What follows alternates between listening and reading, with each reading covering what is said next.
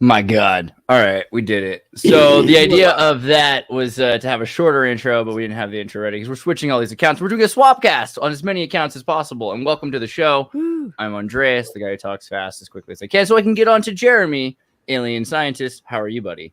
What's up? Hey, how's it going, guys? Your mic's a little quiet. Yeah. Jeremy. Yeah. Whoa, it's all yelled at him because of it. Sorry. I hope hopefully his headphones are Krigler coffee. quiet. Krigler coffee, the best coffee in the world. Back to Jeremy. How's it going? Oh, and Bernie in the meantime, while you're setting the mic up. What's up, Bernie? Crypto Alchemist. Hello. So we are live on my Crypto Alchemist channel, Jeremy's Alien Scientist channel, and the Andreas Xirtus channel. And we are also joined by an excellent panel of the Radium Girls, we've dubbed them, Julia and Brittany, and Amur. Is that your actual name? Sorry, I'm not too familiar. You're muted, Nathan. Nathan. Nathan. Nathan. And then we got Simon and Mike from Faraday Research. It's the bottom. Sweet. Wriggling in there. What's up, Mike? How you doing? Got Good. silence. So we're doing a real science stream.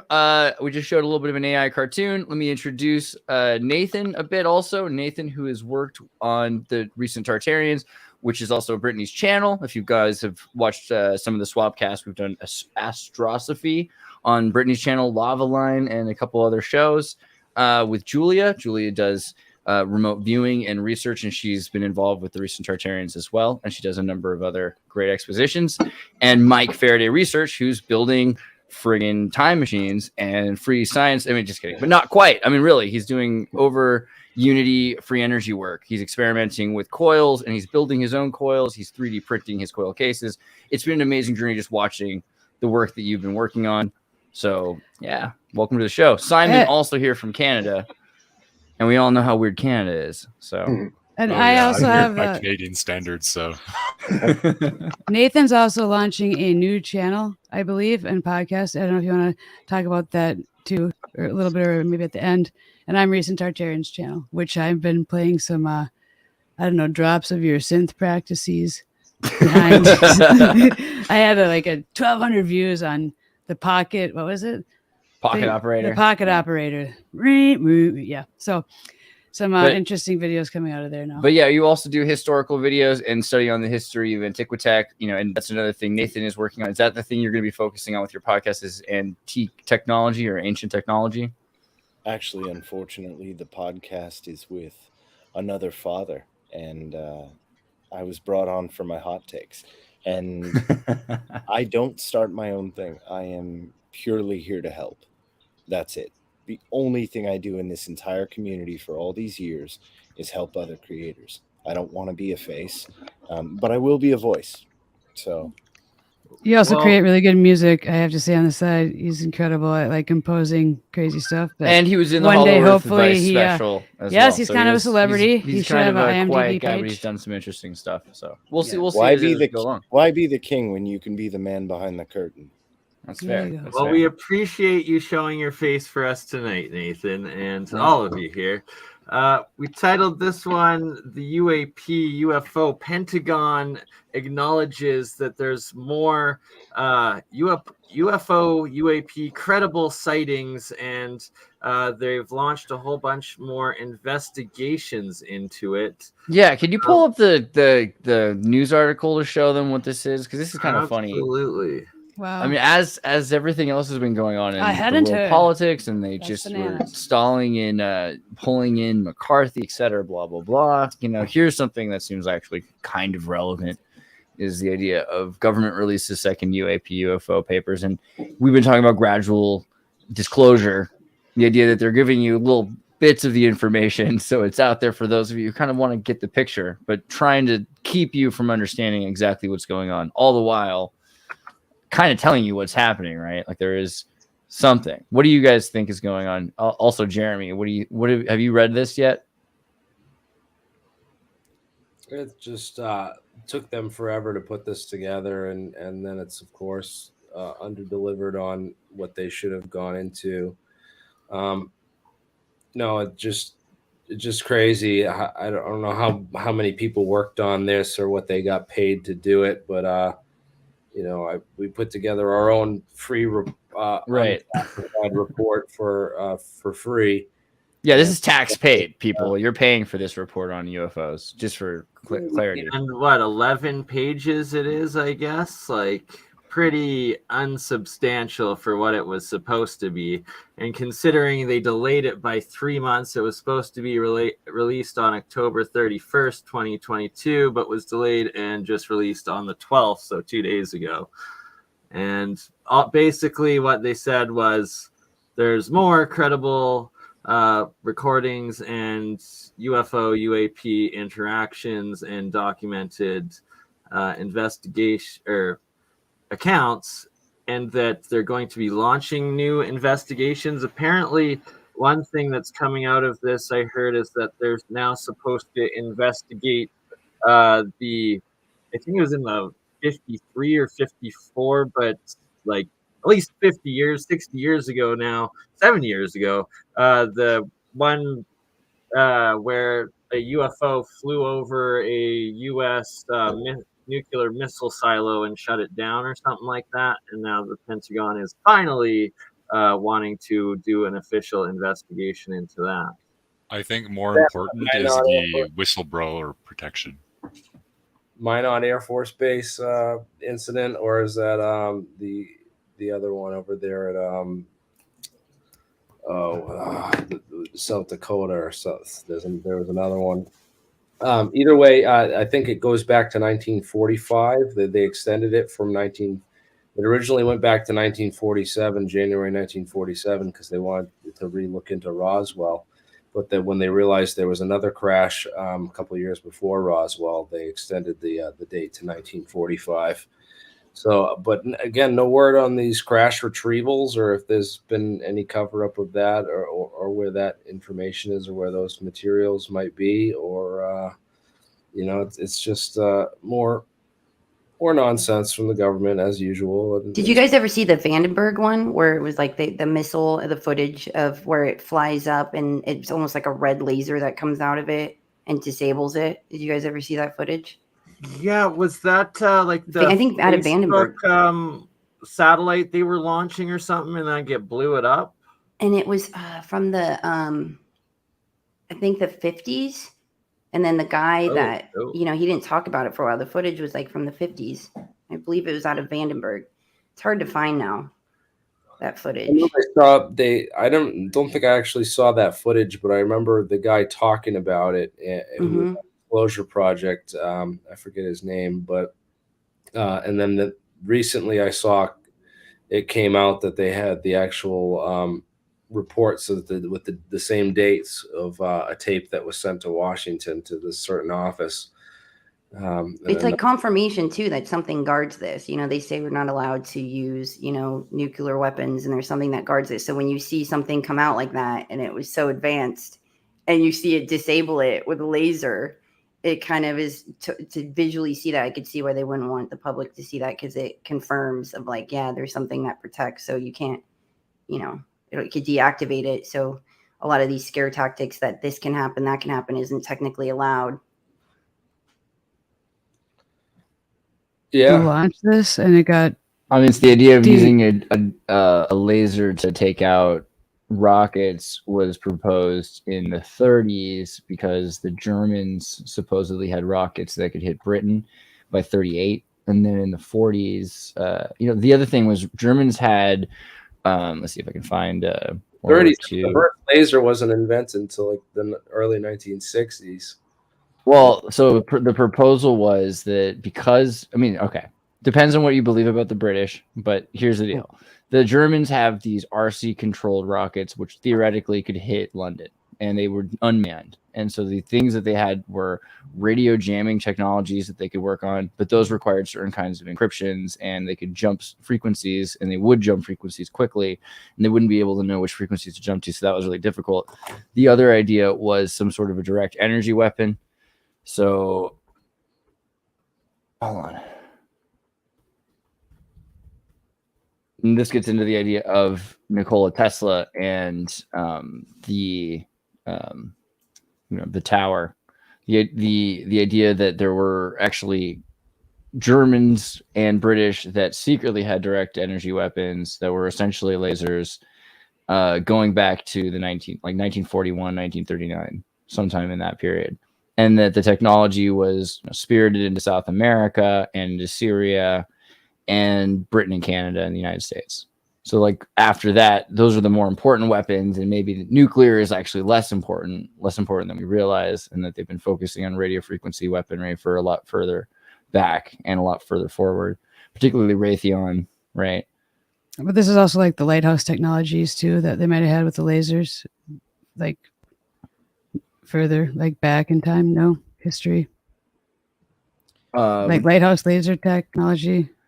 Well, the old frontal lens could focus, so I mean, you have the bones there. I'm just saying, if we're talking about the 30s, let's talk about like the 1800s. The ALSOS mission, British and United States scientific and intelligence personnel discover enemy scientific development during World War II.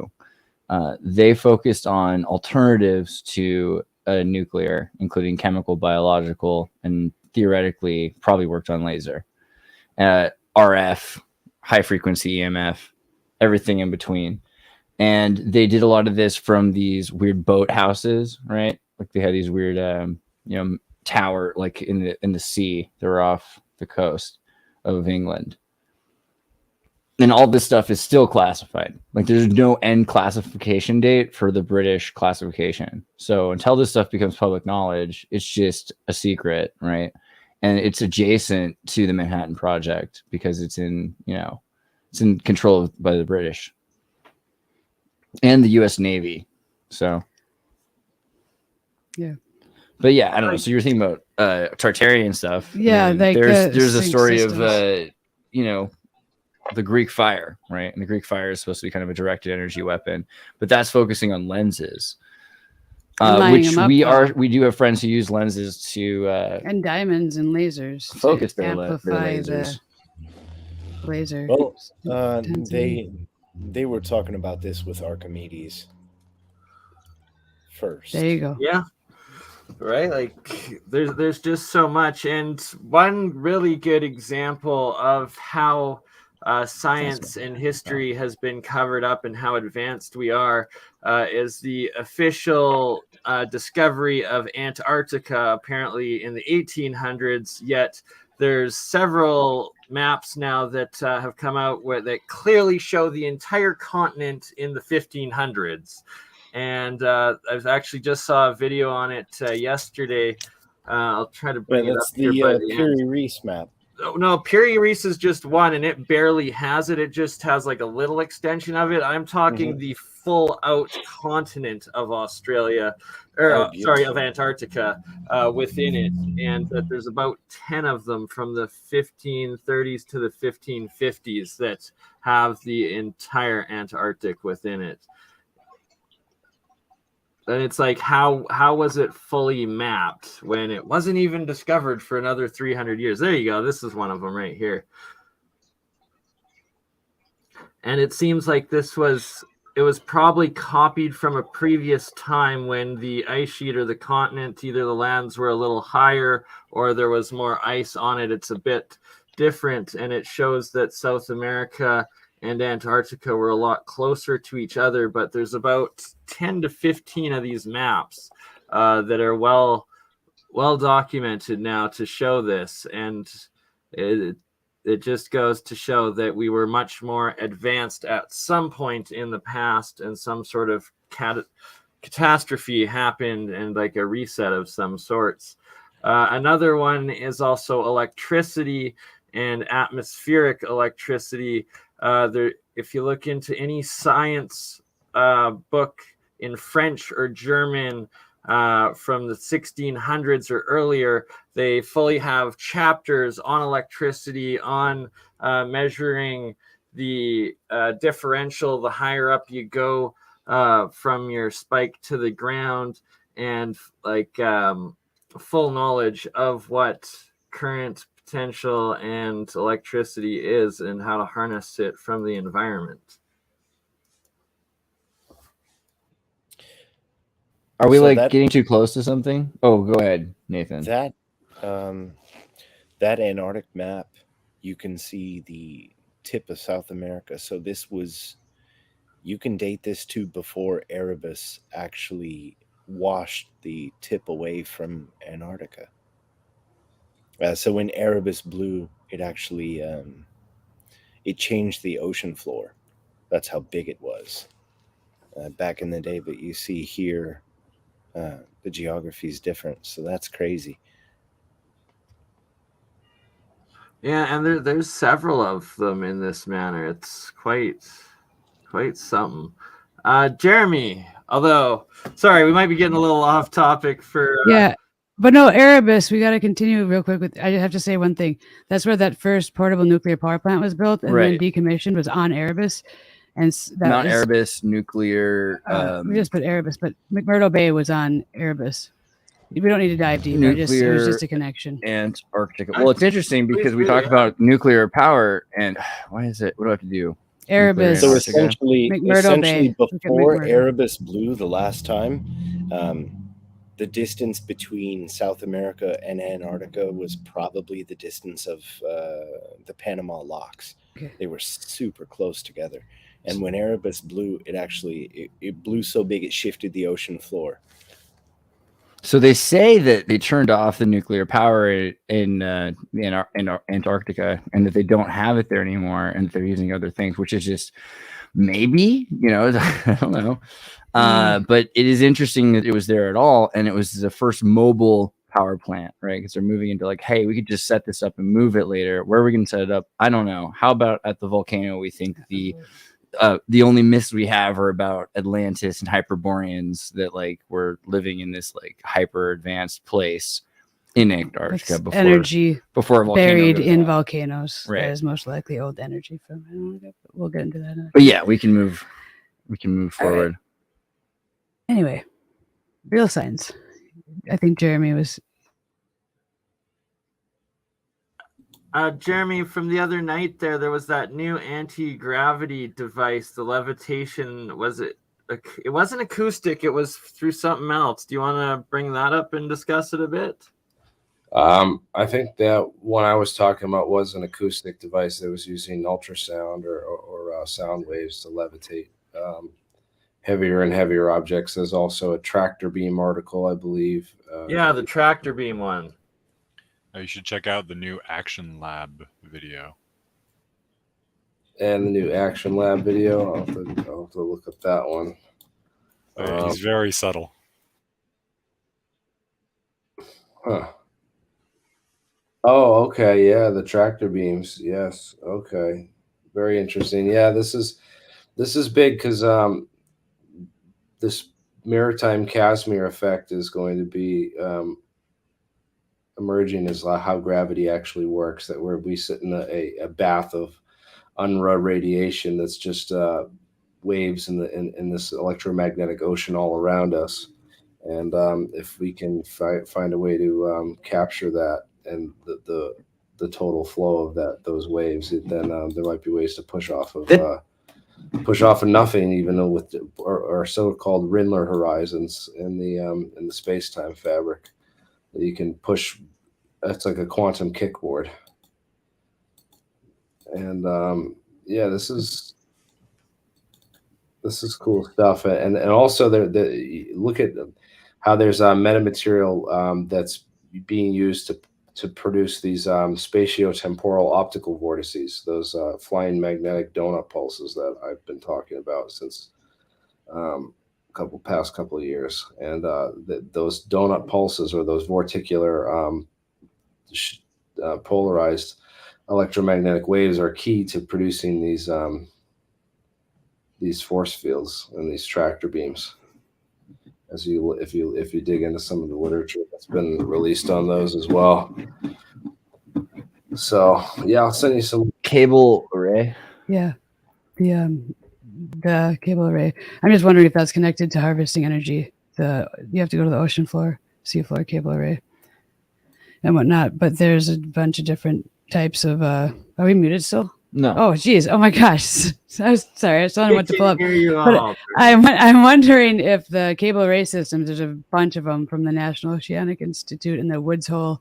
If you look at Woods Hole, laboratory where the naval research is, they have just a ton. They have like the Seafloor Lab, but they remember when we had the shark actors, Right. you know, that kind of stuff. It was, I'm Yeah, sure because Amaro remembers, we have, but they have different explanations for when it was created, when it was decommissioned. But if you look on any of the apps you have, you can see all these lines running on the seafloor between different things. Well, we found this interesting And, thing, right? Last at New Year's, we talked about why whales are changing their frequency. You know, and to remind people, it's because humans are polluting the frequencies and generally just filling up the frequencies. So they're shifting their tones downwards. But this is true of all animals, apparently. And sharks, interestingly enough, focus on EMF, right? So one could imagine a way, you know, using ChatGPT probably to design a EMF system that would affect sharks to direct them or to push them out of certain bays, which would be a very useful technology for tourism, etc. And probably in the 60s would have been tested a lot, right, under that name. So we found that, and there's a lot of labs that do have equipment that apparently were for the use of trying to keep sharks out of certain bays. And the Jaws movie, and others that are propaganda to do tapping it. the energy, though. Others that are tapping and storing the energy. Yeah, They're the other already thing is the drilling idea that these cable arrays are probably able to pick up energy. I mean, they are actually Send them to they HAARP have from the literal seafloor to systems the for HAARP that, right? systems. They have cable arrays that are vibrating with the ocean current in order to pick up energy. So maybe there's something to that. Got it. It makes sense. Saltwater, like, is what electricity travels through. Like, our ocean is one giant electro battery, really. And the differential in depth and the movement of the tides would create quite the electric potential, I would think. Well, that's what I was asking Jeremy earlier, because I'm always like, if you ever want to see a UFO, you just got to go by Catalina and just look. And if you notice, they'll fly and then they stop and they hover. And it's like they're extracting something and then they go to leave and they fly away. And then another one will come and go into the same spot. And I'm like, well, what are they extracting? And that's what we were talking about. I was wondering what Jeremy thought about that. You know, like propulsion wise, like what's being extracted. And they say, you know, aliens, they live off like a blue-green algae, but I wouldn't expect that that's how they would extract it from the ocean. I feel like something else is being extracted, like fuel. Well, first, you have to make sure that those lights are physical craft and not like projections, because I know they do a lot of that projection technology research out there. BAE and a number of those companies run a lot of like the projection stuff. They can do these lasers and make these balls of light and other stuff in the sky and whatnot. So if it's not that technology and it's a real craft and it's actually out there, I know that there's a lot of speculation about them going in the water. Some of these craft go in the water for a couple of days and then come back out. And there's speculation that are they, you know, taking deuterium out of seawater and using that for a fusion fuel and like a cold fusion process, or are they, you know, I don't know. I've never heard the theory that they're extracting energy from the bioluminescent blue. That's what it looks like. But it's certainly an interesting theory. Haven't. It's interesting to see, like, hear the people that are on boats and fishermen and stuff, and how they'll even have footage of, you know, like USOs and you see the different colored lights and the way it lights up beneath the water, and then it flying out from under the water. And they say like the triangle form from like kind of down by Pendleton, San Clemente area, and then all the way to Long Beach, and it's like this triangle form. And they say, like, you know, the underground bases in like Area 51 and stuff, that they come out from under those bases out by Catalina, like out from under there. Submarine volcanoes. That's where they're coming out of. That's where Brittany connected it with. What's over there, Brittany? Well, no, I'm just saying if you're talking seafloor and triangular patterns, they have submarine volcanoes, and there's over 1 million. If you find one, you get to name it. But they're all very different. Some have like oil coming from them. Some look like they're buried, like functioning things that have different colors of gases coming from them. But make islands. Yeah, they can make islands in days, like They're the called land masses. the Krill Society. But, Sorry, that was a good pun. I just had to interrupt. Respect to the I krill. love it. Yeah. I just want to ask if you're talking about Area 51, or did you mean like Vandenberg? Because I know Vandenberg's right there on the Now, coast. well, Vandenberg was the one I was talking about earlier, where it's like something the size of this, where that flies up. It's like a drone. It's like, see this circular piece right here? It's like this size, but metal, and it's round, and it was like this thick, and it flew up to the missile, and then like a laser shot out and deactivated it. But that was the Vandenberg one. But the one I'm talking about is down by Pendleton, which there was a nuclear power facility down there in Oceanside. Have you seen this? The idea that a lot of boats that disappear, it's because they're going over the many, many submarine volcanoes. Or they're being sucked into another dimension in the hollow earth that it exists. Maybe, but in this is a way simpler answer. What if it's I'm just literally kidding. just bubbles or changing the density of the water? And then these ships are super dense. And so when they go over these way far down underneath there, doesn't matter how far, they would be able to go the pick bubbles those are up, going though. Well, depending that's on the where you're same. located, so. That's the same principle as the volcano that caused the Lake Nyos disaster. Volcano. Which one, Nick? remember, Lake Nyos? Lake Nyos. Power plant that exploded? No, NYOS. Lake Nyos. There we are. Get an overhead of that for me. So this killed everybody for miles. Enough gas built up that the density of the water caused the water to fall and displace the gas, and it poisoned the air for miles in every direction. All the fauna, all the animals and humans died, but the trees had a really good day. Right. Does it recover like a Chernobyl then? Like, or is that different? The Oh, gas will continue to build. So Yeah. when this type of event happens, it's just a bubble rising to the surface, but the bubble is massive. Wow. It might take 1,000 years, it might take hundreds of years, but eventually it might start to separate. But until then, yeah, it's a sulfurous pool. Still, you can go to how you spell it? Geronimo. So it's sulfur. It's like a waste pile of stuff. I did it pretty close. Geronimo acid baths. I don't know. What happens when it's inside like a mountain? No, what do you call it? Mineral baths? Is that what they like to call it instead? So these ones, right? So I've gone to these like hot springs in New Mexico that Geronimo went to, and they have like poison in the water, right? They're like arsenic baths. Don't drink the water. We talked earlier about BurnEye went to radium baths. I wanted to bring that back up, like Radium Hot Springs in British Columbia, right by where I live, in between like my family's land in BC and where I live in Calgary. I've literally been in that hot spring over 30 times, probably 50 times in my life. And am I nuclear reactive? Like, probably. You might be. Actually, I think that's exactly I right. I talk react about the science of way. radium a bit more, because like, what am I doing? Am I? You have a very radiating personality. You do. You radiate that energy. It's Radiate good. joy. That's where I must get it from. It's good. But as far as like your physical health, I have no idea. You could be like, I want to go. Jeremy, do you want to talk about the science of radium a little bit? Well, I just know that it's radioactive and it glows in low light, which is kind of interesting. And they used to use it on watches and paint it onto like clocks and watches. And so I guess I'm going to have to go find out the history of this Radium Hot Springs and how much radium's in that area. And what sort of experiments can I do if I actually get my hands on some pure radium? So radium has a funny history in America with these industrial girls. And this is why I wondered why the term Radium Girls was put up. These girls, they were young, let's say between 16 and 25, working in these factories. And they would party at night. And this is during the speakeasy ages. And they would paint their lips and their eyelashes with radium. Yeah, nobody wants to talk about that's that. what I was saying. We talked about that. But they do. Yeah. They did. They did that, and it killed a bunch of them. And I was like, wait a second. Are you naming these girls who died to be pretty?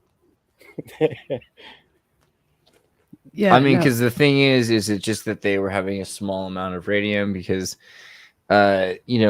it apparently is continually used to this day in immunotherapies. So there's definitely a place for. Yeah, and Anna was posting about like different ways to use it, like injecting into bones.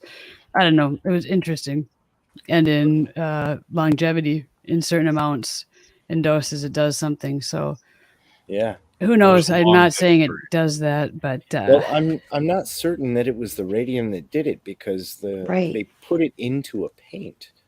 They made a Oh. paint out Lead of it. paint. And so Oh, what I'm thinking is that there were other poisons in it. And they're blaming it on radium. Yes, because That's what I what I was thinking. toxemia that killed these girls had a pretty striking pathology. I need that coroner's report. Oh my Can we God. get that? Because like If I radium go is ahead, also it's applied to Sanford, skin cancer Y'all and are radium used internally to shrink tumors. So Yeah, none of these girls got any skin issues. Their teeth fell out. All their memories, according to some people. Radium Sampling Center, Michael. I want more information. That's pretty interesting. I don't know. The idea of radioimmunotherapy seems legit, right? You have targeted antibodies that have a beam of radiation. A radioactive molecule is targeting that specific unilaterally. I don't know. This seems like so. There's a lot of room for this technology. Radiation doesn't seem to have to be sweeping. What they've been trying to say is, yeah, it works, but it works on everything. It kills all of the cells. Yeah, right? historically, they had radioactive glassware that they would put water and stuff in, and then they would drink out of that. Yeah.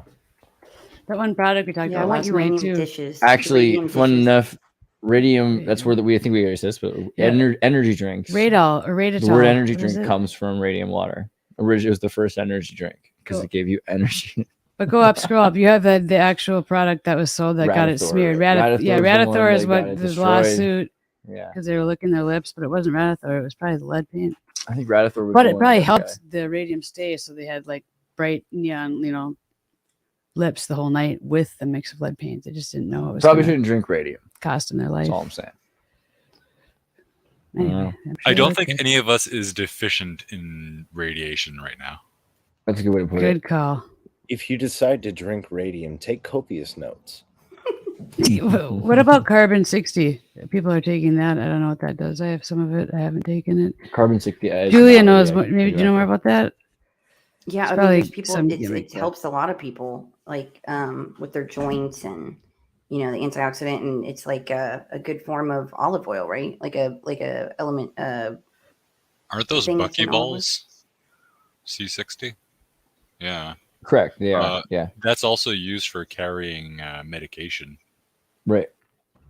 So, I mean, it's probably useful to an extent. I don't know. I would say it could also be like the worries of nanotoxicity still exist, but they're saying it's supposed to help pull things out of you. I don't know, it's like eating charcoal. The Charcoal detox? has naturally all different sorts of carbon in it. And so some native people eat charcoal and it supposedly is good. And other times it's supposedly bad and could cause cancer, right? It's the same reason that it's a eating burnt toast can carcinogenic. cause cancer. So it's carcinogenic and you should be very careful about nanotoxicity of carbon. But I don't know. Maybe carbon 60 is awesome. Sell more bread. So carbon 60 was a thing for pregnant women. The women could actually smell the iron and would hunger for it. I mean, you always hear the stories of pregnant women that can smell dirt and it smells delicious. I do have a hypothesis regarding this. We used to use stone cutting tools for all our food. So you'd probably get, a whole bunch of minerals and like the bacteria that produce B12 and stuff like that in our food just through that. Or how we used to use cast iron for everything. Right. Oh, certainly. And the B12 supplements that we have right now are actually for cyanide poisoning. And a side effect of taking B12 supplements is that they strip the body of iron. And so you take B12 and suddenly you find yourself iron deficient. And high doses of B12 cured a lot of schizophrenia, right? Well, it's used a lot by your body for stuff like myelin sheath around nerves. So yeah, it's going to affect basically everything that has to do with your neurology. But it takes away some of the iron that's necessary, so you might need to increase your iron consumption, is what Nathan's saying. Not that we're giving any medical advice on the show ever to anybody. Everything we say is just us. Yeah, where's that for banner, fun. Bernie? Put that one on. Sorry, continue, Nathan. Oh no, that was it. That's it's pretty great. And Piano Gigger in the chats was talking about iodine helping against radiation, and the iodine deficiencies were huge. And in the 70s, they actually began to supplement that in the salts.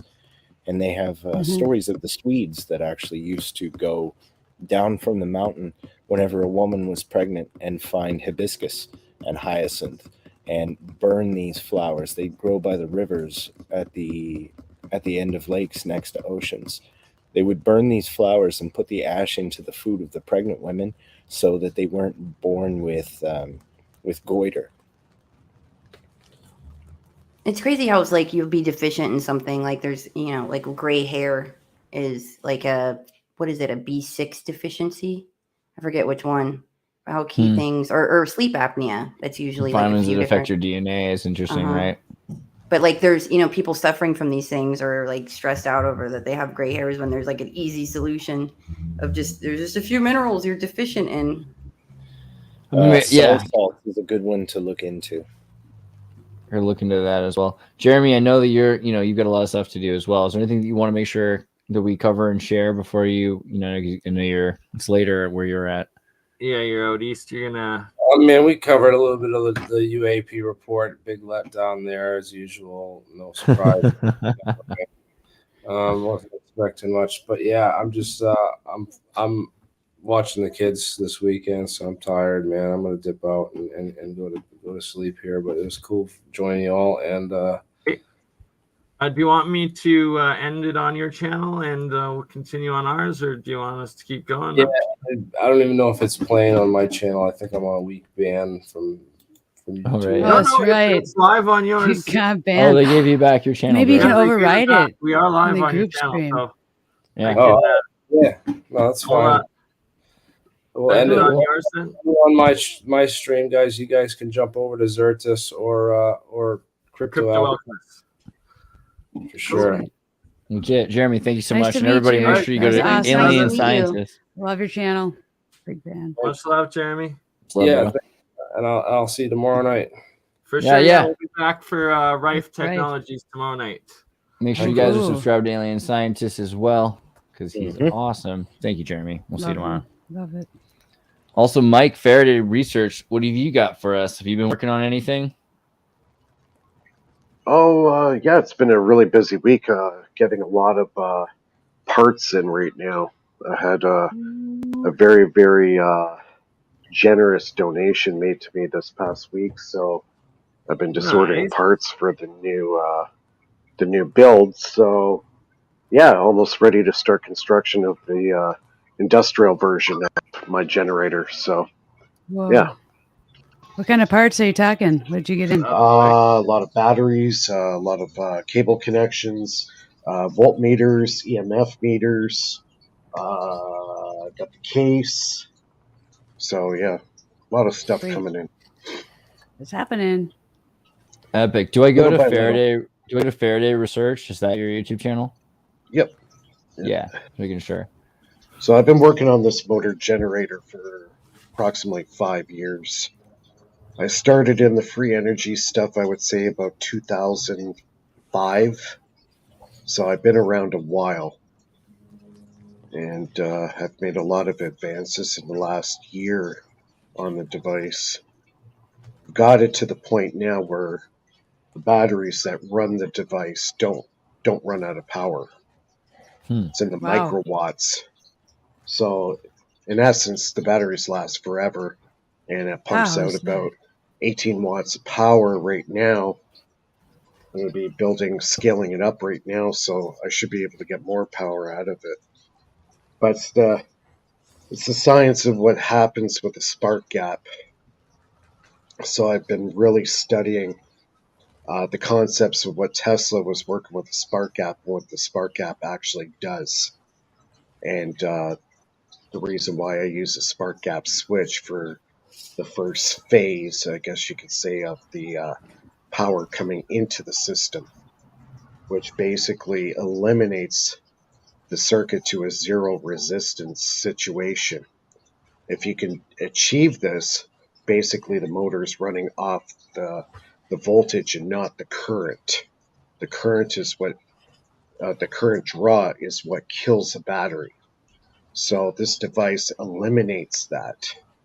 So now it's not drawing current off the battery, it's drawing the voltage. So the new systems can be running at 48 volts, but no current. And I'm still able to get it to a over unity situation when it comes out the other end. So I'm also big component in there is the piezoelectric transducer. That's another key component to the device, which nobody's been using. As far as I know, I'm the first. Piezoelectric is like crystal, right? Like yes, and static energy, both of those. It's creating, it's the reaction that happens when.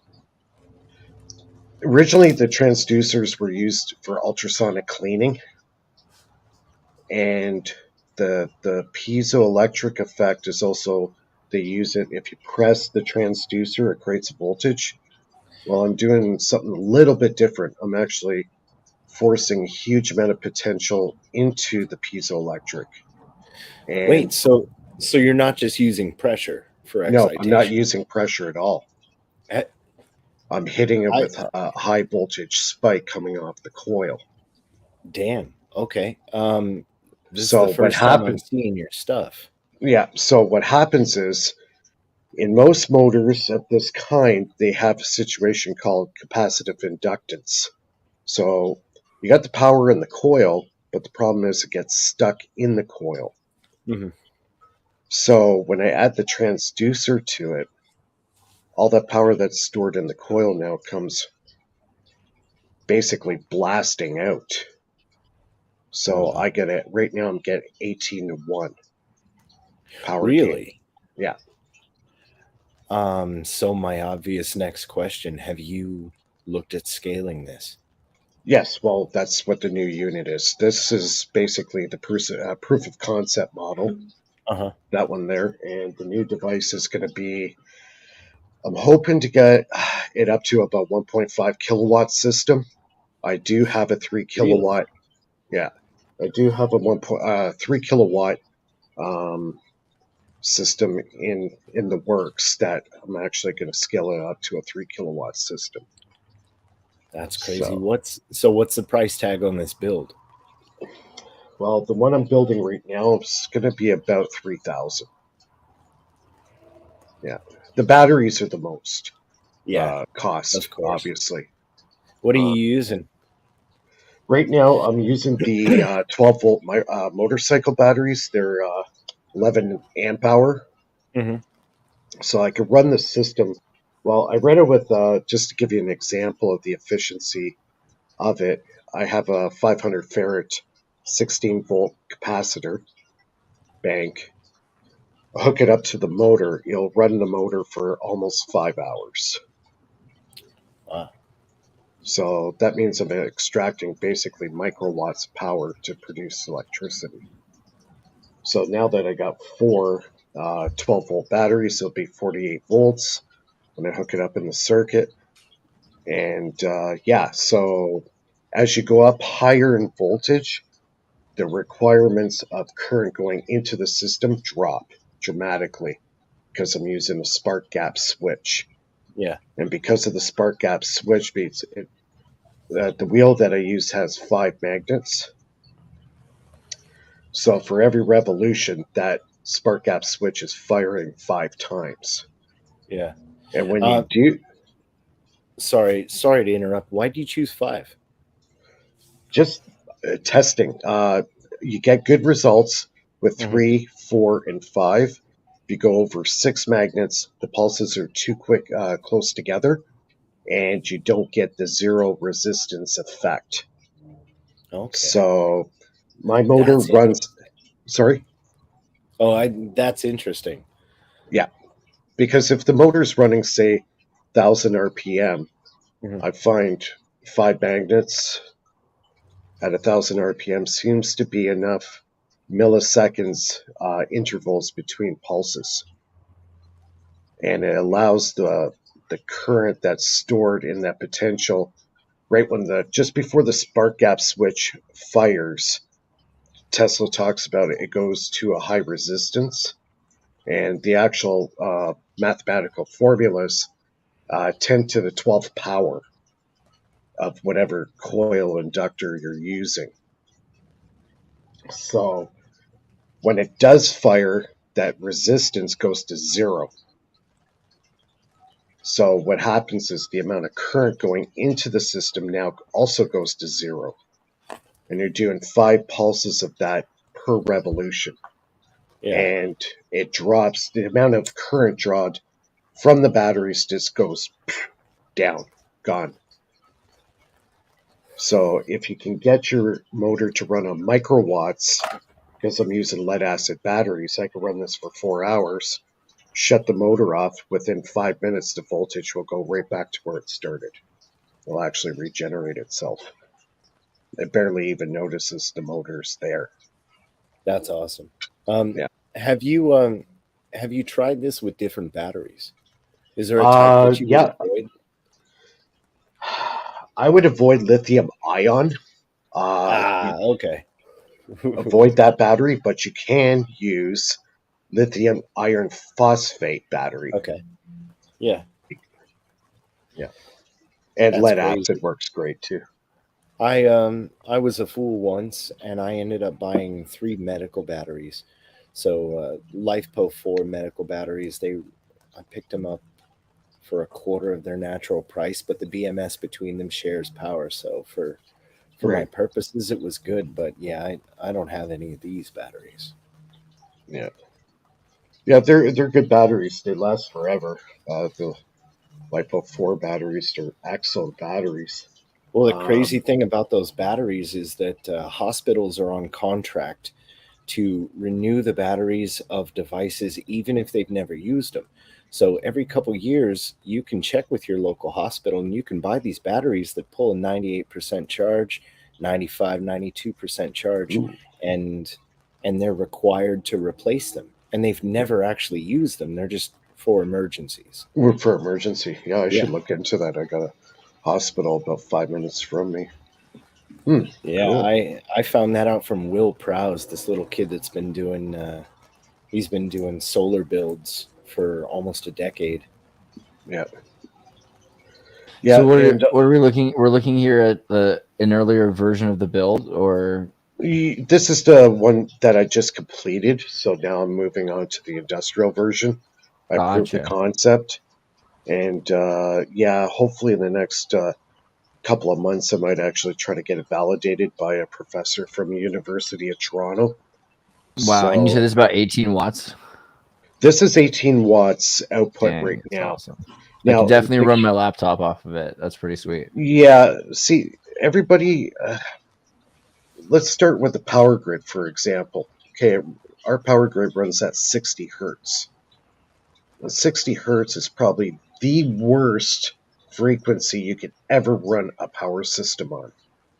It's parasitic for starters, which is like totally bad for the body and anything biological around it. The way they generate... Isn't it kind of the story that Nikola Tesla presented, the 60 hertz cycle? Isn't it his system, or is that just propaganda?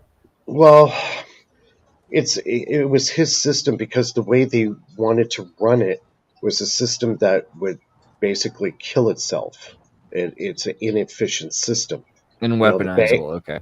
Weaponizable, just to the point where it's inefficient and it forces the customer to keep forking out money, right? The bankers wanted that, and that's why they invested in it.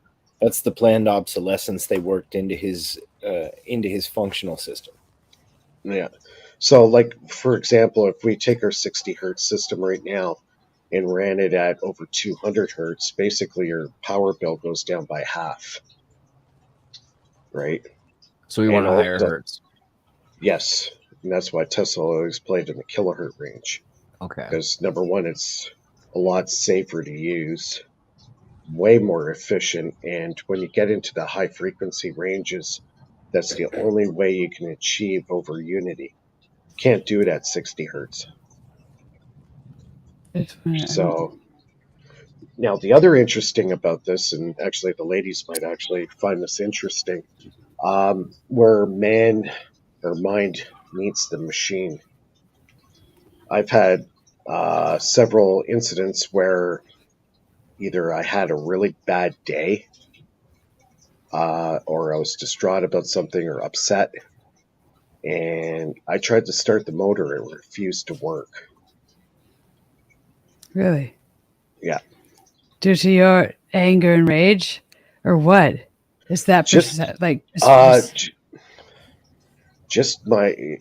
like if something bad happened or somebody really pissed you off or something like that, if you were in like a angry emotion. What is your frequency? Yes. Yeah, so, I mean that's. I was going to ask if frequency could impact the ability of Well, he's this, talking the about function of frequency this, right which now. is nuts. Yes. I know. Earlier, So we were talking about hertz I wanted versus to ask, watts, and you right? just answered my question already. Do you want to explain? But I was going to go into crazy. like hertz and watts, right? So I didn't mean to the person though. I meant like the person's resonance. I meant applying a frequency. The downtime when you said there's the 5-minute charge cycle or whatever kind of. Which this is incredible, by the way. This is blowing my mind. This is like a perpetual battery that forever and ever. But is there a frequency, and what does that do to the power of the battery? And frequency is how often something happens. Or is there an auditory element to this? Could you play a sound? Could you play a hertz? Like I don't, you know what I mean? Can you play sound and extend? Theoretically, you could have a lower wattage with a higher hertz, right? Yeah, right? That's what you want to do. Okay, Yeah. that's because frequency is how often something happens. You want to have it happen as often as possible, correct, and as little as of an amount of a unit as possible. Yes, but I'm thinking auditorily, like vibratorily. Watts per hertz is a unit of power spectral density used in the field sound. telecommunication. So the density of watts in hertz, or density of hertz. Yeah. Okay. And that's where the piezo transducer comes in, and creates a high resonant frequency that resonates with the coil. And what happens is the coil goes into a hypersonic resonation state and amplifies the power by 18 times. Holy. I was going to ask you, when you're really high frequency, what do you observe? What's your observations when you come in just really happy, Yeah, like even Professor Harlick was talking about this, and he hit it right on the nail. And actually, the reactions also happen with water, and I'm into the structured water as well. Mm-hmm. And you can basically change the anatomy or the DNA of the water just by thought. And that's really profound. That's actually blows my mind. Just to wrap my head around that. That's why it's like praying over your food is so important. Like infusing your food in water before whatever you drink and eat. Like praying over it, like putting out that energy and charging your food. You're programming it and then ingesting it. Like, if you want to go biblical with this, look in the Bible. They use holy water. There's prayer of collective consciousness going into the holy water. Okay. So they were doing structured water back in the biblical era, because they knew the water can retain information, healing properties to the water. And now this is actually coming out in real science. You can't change the frequency and the DNA structure of water just through prayer and thought, meditation. And I've been exploring. It harmonizes yourself. This journey I started in 2005, and I've gone in 50 different directions because it's all related. The thing we have to figure out and we have to understand, and it doesn't matter if you're doing gravity, if you're doing remote viewing, you have to understand the true concept of what energy is. Until you can figure out the true concept and mechanics of energy, you can't do any gravity. You can't do half this stuff until you understand what energy is. And it's across fields, right? Like, It relates to everything. It cross fields into telekinesis, remote viewing, free energy. And Yeah, Julia's a remote. Yeah. Or do you mean what kind of fields do you mean? I was talking ultra high and ultra low. Is that what you said? Ultra high frequency fields, or what do you? So there's I think she's still actually interested in two this fields of frequency. study about this. First off, there's morphogenetics, and you guys have heard of that one, right? That was very Reggie Watts of you. I'm talking about ultra high, ultra low frequencies and perpetual motors. That's my thing. That's all I want to ask. Well, the first of the fields is morphogenetics, which seems a little more woo than the other. But the other field of study that directly influences this is biophotonics, actually. And this is light information transmitted on a cellular level between creatures. This was first studied on an onion that was bisected top down so that the roots were on each piece. They were put at a 90-degree angle, a few inches apart, and just inside the visible spectrum of human sight could be observed ultraviolet light traveling between both root balls on the same thing. And this is the mechanism for cell apoptosis and mitosis of cells.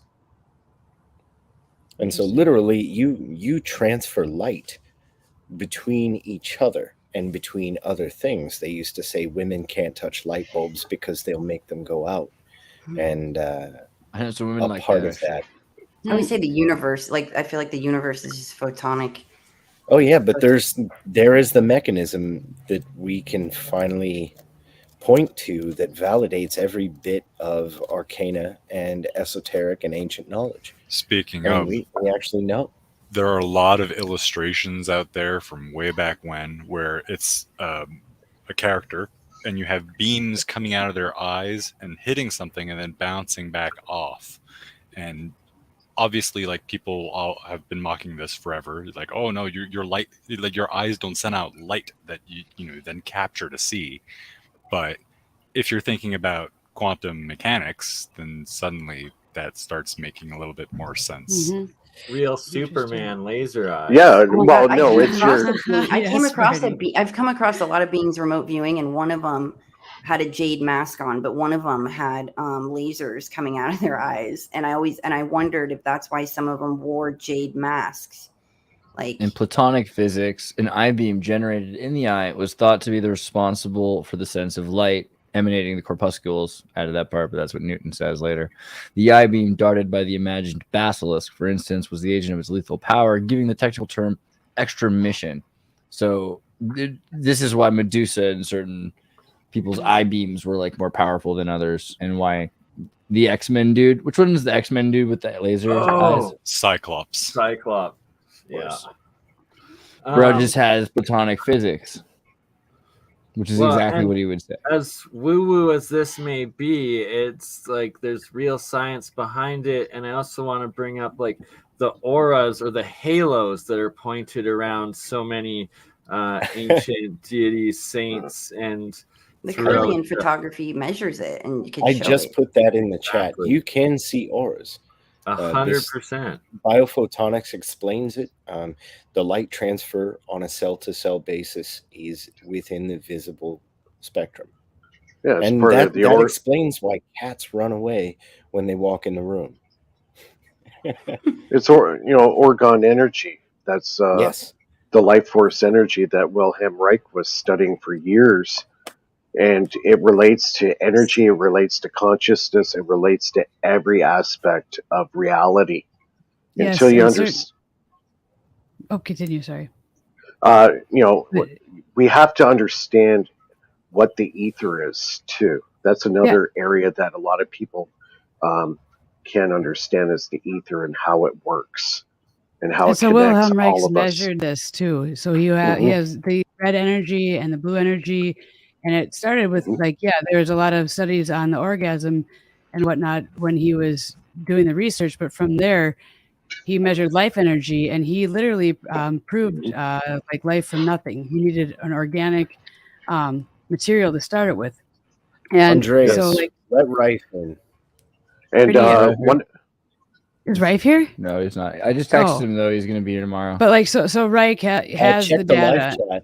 Yeah. Oh, he right. just, Reich and put Reich in are $50. different. Oh, I know Reich and Reich are Orgasmo. different. I'm talking about Wilhelm Reich. While I'm pulling up Orgasmo, I'm so sorry. Less known research. That's not. It's not the sexual stuff. Absolutely, it's the biological. Beautiful And Rife. it's Beautiful, incredible. great, sweet Rife. Yes. See, Wilhelm Reich. His lab notes are incredible, and there's now I'll people get like you- I'll get you a link one microbiologists sec. that are Yeah, studying his work, that are taking apart his notes with Pasteur's notes and using a lot of his research. He did the Faraday cancer like cages using orgone, studied all that, but his research on cell biology and like the creation, spontaneous cellular creation, is incredible. And that's the stuff that nobody's talked about because everybody's talking about the sex research. So you have to like dig into the diaries, and if Rife is here, he might have some. There could be some transcripts we haven't seen yet. Let me do like. Well, I don't even know, but one key Yeah, component Reich, to it. super chatted. If there was room for a guest right now, I will I send sent him. I sent him the link and. guess he All was. right, He is yeah. the whole show. What the heck? I thought he was like the One key component Wilhelm Reich used in a lot of his experiments was water.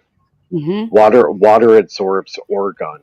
So the structured water machine that I actually use basically sucks up orgone energy. So when you create the toroidal or the vortex in the water, it's drawing that orgone energy into the water that I'm purifying.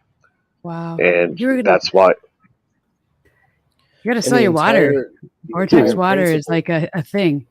Well, the entire device is principle behind orgone is ionic displacement, and so once you can learn ionic displacement, water is the perfect dipole for this.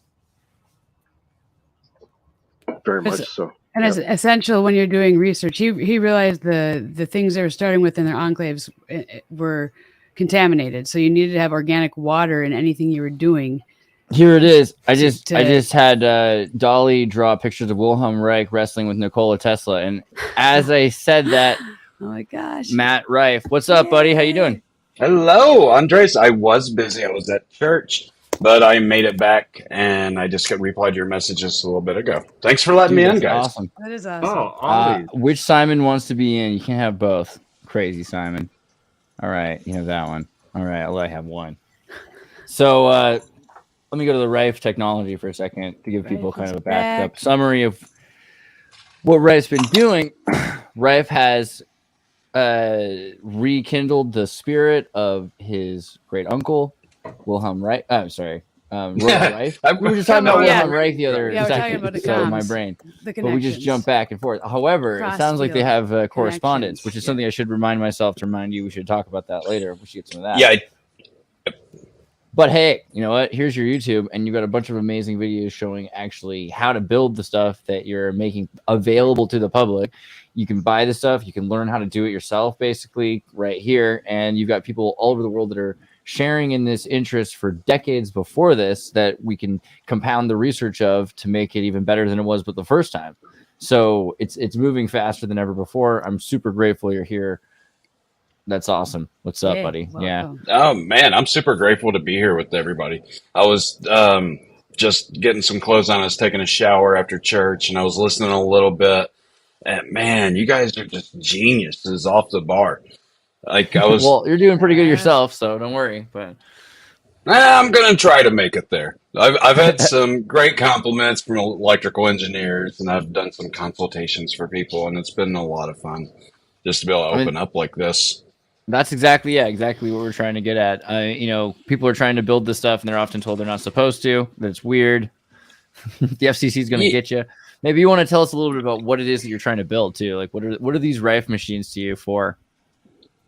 So at church, I've been just letting people use it. They come in and they've been seeing a benefit. The pastor's been seeing a benefit. He hasn't been able to feel his two first fingers.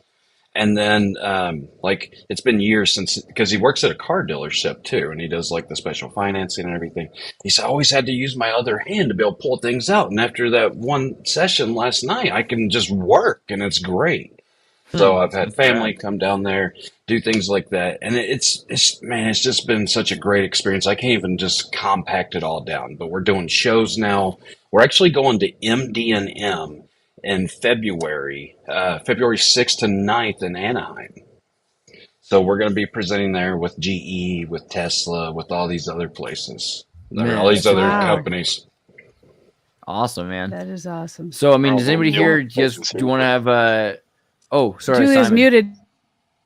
Oh, sorry. So you should come out in March to the Biomed Expo. I'm presenting at the Biomed Expo, but it's in LA, like March 24th, 25th, and 26th. They have an expo and like a lot of healing stuff. It'd be great. Yeah. 100%. Well, yeah, we'll get on it. I'll talk to Hunter and I'll have him jump right on it and go ahead and schedule us a booth. We're doing the CBD and marijuana growing expo in Nashville, Tennessee. It's actually on our website, Andreas. If you could pull it up, if you don't mind. Yeah, it's yeah. Real I Rife. want to go there. Can we go to Nashville? It's what's the website? realrifetechnology.com. I want to join. Come to Yeah. Canada and take me back. Oh with wow, you. this is a slick Bernie, site. come to Nashville. We'll pick you up on the way. Does that Man, work? you know, Wait, you you definitely pick up did some stuff on nice the way. updates here. This looks beautiful. This Yeah, is a really this nice is page. this is slick. is smooth now. Yeah, I like Yeah, I it. remember Wow. I saw And there's you a lot of about amazing things this a can month do. ago when your TikTok was out and about when you were first going, and what happened to that? TikTok's been amazing. I'm still doing it. It's just that I have so many different things going on that I can't focus on TikTok a lot. I So think these that are some of put the you out there. documents.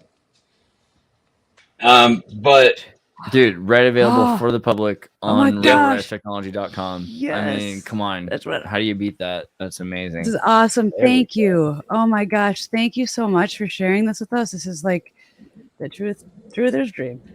there's so much more. Gravy. I Does have it- an entire chest of drawers full of Ah. papers and everything. I have the original LLC papers for Beamray. I Oh have my all God, the I have to see communications, this. telegrams. Yeah, I'm just going to be releasing it slowly on our kidding, everybody. newsletters. Doesn't have those. It's a Hey, let the joke. FDA come at me. Microscopes, maybe. my So gosh. I have all the microscopes, documentation, all this stuff. Oh my Because that's goodness. something I'd really Can we like go into to that like in bring detail back. tomorrow? So that one page that Andreas had pulled up, it is actually the blueprints for the universal microscope. It's one of 3. But on there, we have a show schedule somewhere. Center that I clicked, or Yeah, was that- check this out. Go to Resource Center and go to Research. I post all of this stuff for people's knowledge. These are all clinical studies that are posted by the NIH. These aren't our clinical studies, but they're all about EM fields and EL at extremely low electromagnetic fields, pulsed electromagnetic field. Olivia, it's in intervitreal disc. Dude, it's all this information is out there. I'm just compiling it all. That's exactly what we need. Yeah, we're going to reform education with a lot of the stuff too, and science and post-secondary stuff for I've actually read- treatments, MDs. This is incredible stuff. So yeah, what are you saying? I'm sorry, Nathan. So I actually herniated my L5 disc, and I underwent EMF therapy on my low back for about 6 straight weeks, and I didn't need surgery because of this. Yep, I Mixture did of the same thing. decompression and EMF, yeah, and it's a simple 10-minute a day course, which is it's rather insane, but biophotonics, once again, here we go. So I actually had a herniated disc between my L5 S1. They were wanting to fuse it together. Yeah. And I was like, forget that. And so did my business partner. He started using it. It's 7 days, dude. I just crushed a disc in my back. I crushed it, like literally crushed it. Went and got, exams and x-rays, and the chiropractor's like, yeah, that's crushed. I'm fully walking around today, and this was just a Okay. couple weeks ago. So like a I cell have phone putting L4 and it up into L5 that. crushed discs, and if you guys are doing something that's effective, because I got like the back to life off the infomercial. Final decompression therapy will also feature EMF therapy, and they have their own regulatory board, and they've had it for 60 years. Insurance doesn't cover it because, well, the corporations don't like to call it anything but experimental. And so there's been a long-standing legal battle in this industry to try to get insurance to cover this because it's well established. It's older than chemo, and it's more effective than surgery. So my objective is to actually take over allopathic medicine and overthrow it. And they'll always have their clientele, and they'll always have their people, and they can do all the advertisement that they want. I work more like a spiritual love situation. I want it to be grassroots, pretty much. And I want to be able to start a sister company that's a 501c3, throw a little crypto at it, call it a Rife coin, get people to buy it. If they make money off of it, they can invest the money's made back into the 501c3, and then we can benefit people who cannot afford a session for clinics, for Rife clinics, and just let that pay for the doctors and everything, and for the people to come in and use it. That's exactly what needs to happen. Yeah, this is insane. What do you guys think? Do you have any questions you want to ask Matt about the Rife technology or EMFs? When's the Rife coin out? And also in the audience, if if you guys have any questions you want to know about this stuff, we'll do our best to see if you can answer them. So she asked about when the Rife coin's coming out. I have a guy, his name is Hugo. He's a crypto guy. I don't know if anybody's on here crypto. I don't know how to program crypto. I do a real bit of crypto. I'll still buy it. Even if you don't know what you're doing, that's great. At least, Rife coin. I want a Rife coin for sure. Like buy a Rife machine. I'll give you guys a discount code SHOP, SHOP. It's 10% off across the entire board. I'm doing a mixture of, it's not really electroculture, but I'm building stuff for plasma generated ionized jet propulsion for splitting the nitrogen molecule, just like lightning does, where it splits the nitrogen molecule in half. And then you got 2 nitrogen atoms. That's literally fertilizer. It sticks to plants. I can grow like a hemp plant 35 feet tall to where you need to be able to cut it down with a chainsaw. That one hemp plant, just imagine how much product that can make, as in paper, as in clothing, as in, different, I think, foods. I'm not sure. Frequencies? Like, are you using? Well, yeah. So I'm doing. Go I'm doing EMFs, a little bit of electroculture, and I make something. We call it a garden star right now, but I can make a larger version. But it's a giant coil. It's a copper coil that I tune specifically to the Earth's frequencies, to where the sinusoidal waves will be able to pick up on EMFs, and they go throughout the Earth, and it stimulates growth. Yeah. So you're looking at wave propagation. Are you doing atmospheric electricity? Yep. Like I'm doing above the plants. So I'm doing plasma generated, and I'm going to do the antenna as if you look up the nitrogen molecule, it's bonded by 3. Yeah. And so I have to be able to build the antenna just like that, but I have to run certain frequencies to be able to do like lightning does. Lightning strikes, it splits nitrogen, and it creates nitrogen atoms, and those nitrogen atoms are fertilizer that fall down to the ground. Mm-hmm. Wow. So it's going to be something like that. And what I'm doing with this is I'm actually going to grow companies, probably out in California or Colorado, if I can get in touch with any. And I will exclusively give them the rights to rent it. And only thing I ask is whatever their yield has been throughout the years and what their normal average rate is, I just want 20% above of what they do above that. So there's no risk. Oh my God. I like that idea.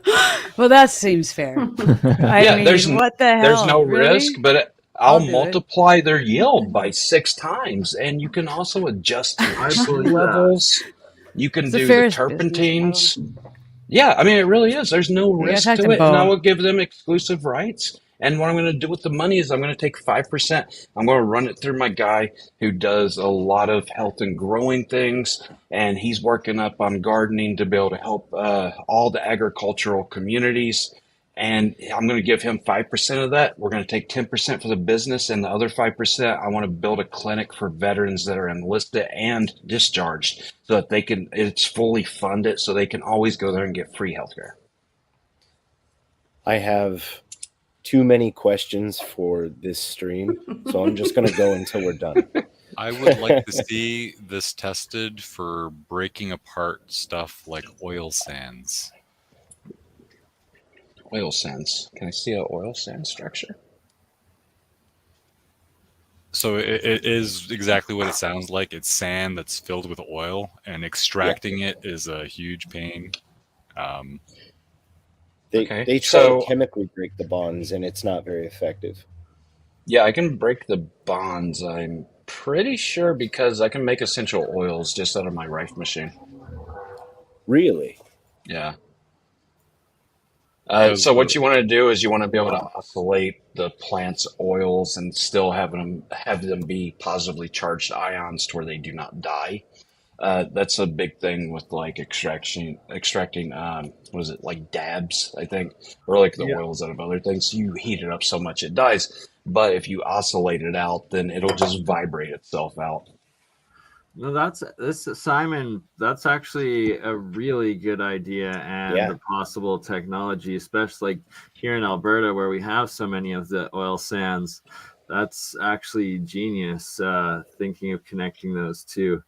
And also tomorrow, Rife, we will have you back. We'll keep going for like another hour here or so tonight, but tomorrow we should go into more of the agricultural side of it, and I want to bring up my monoatomics and the same exponential growth I've recorded with using some of the monoatomic gold in colloidal waters and combining the two technologies.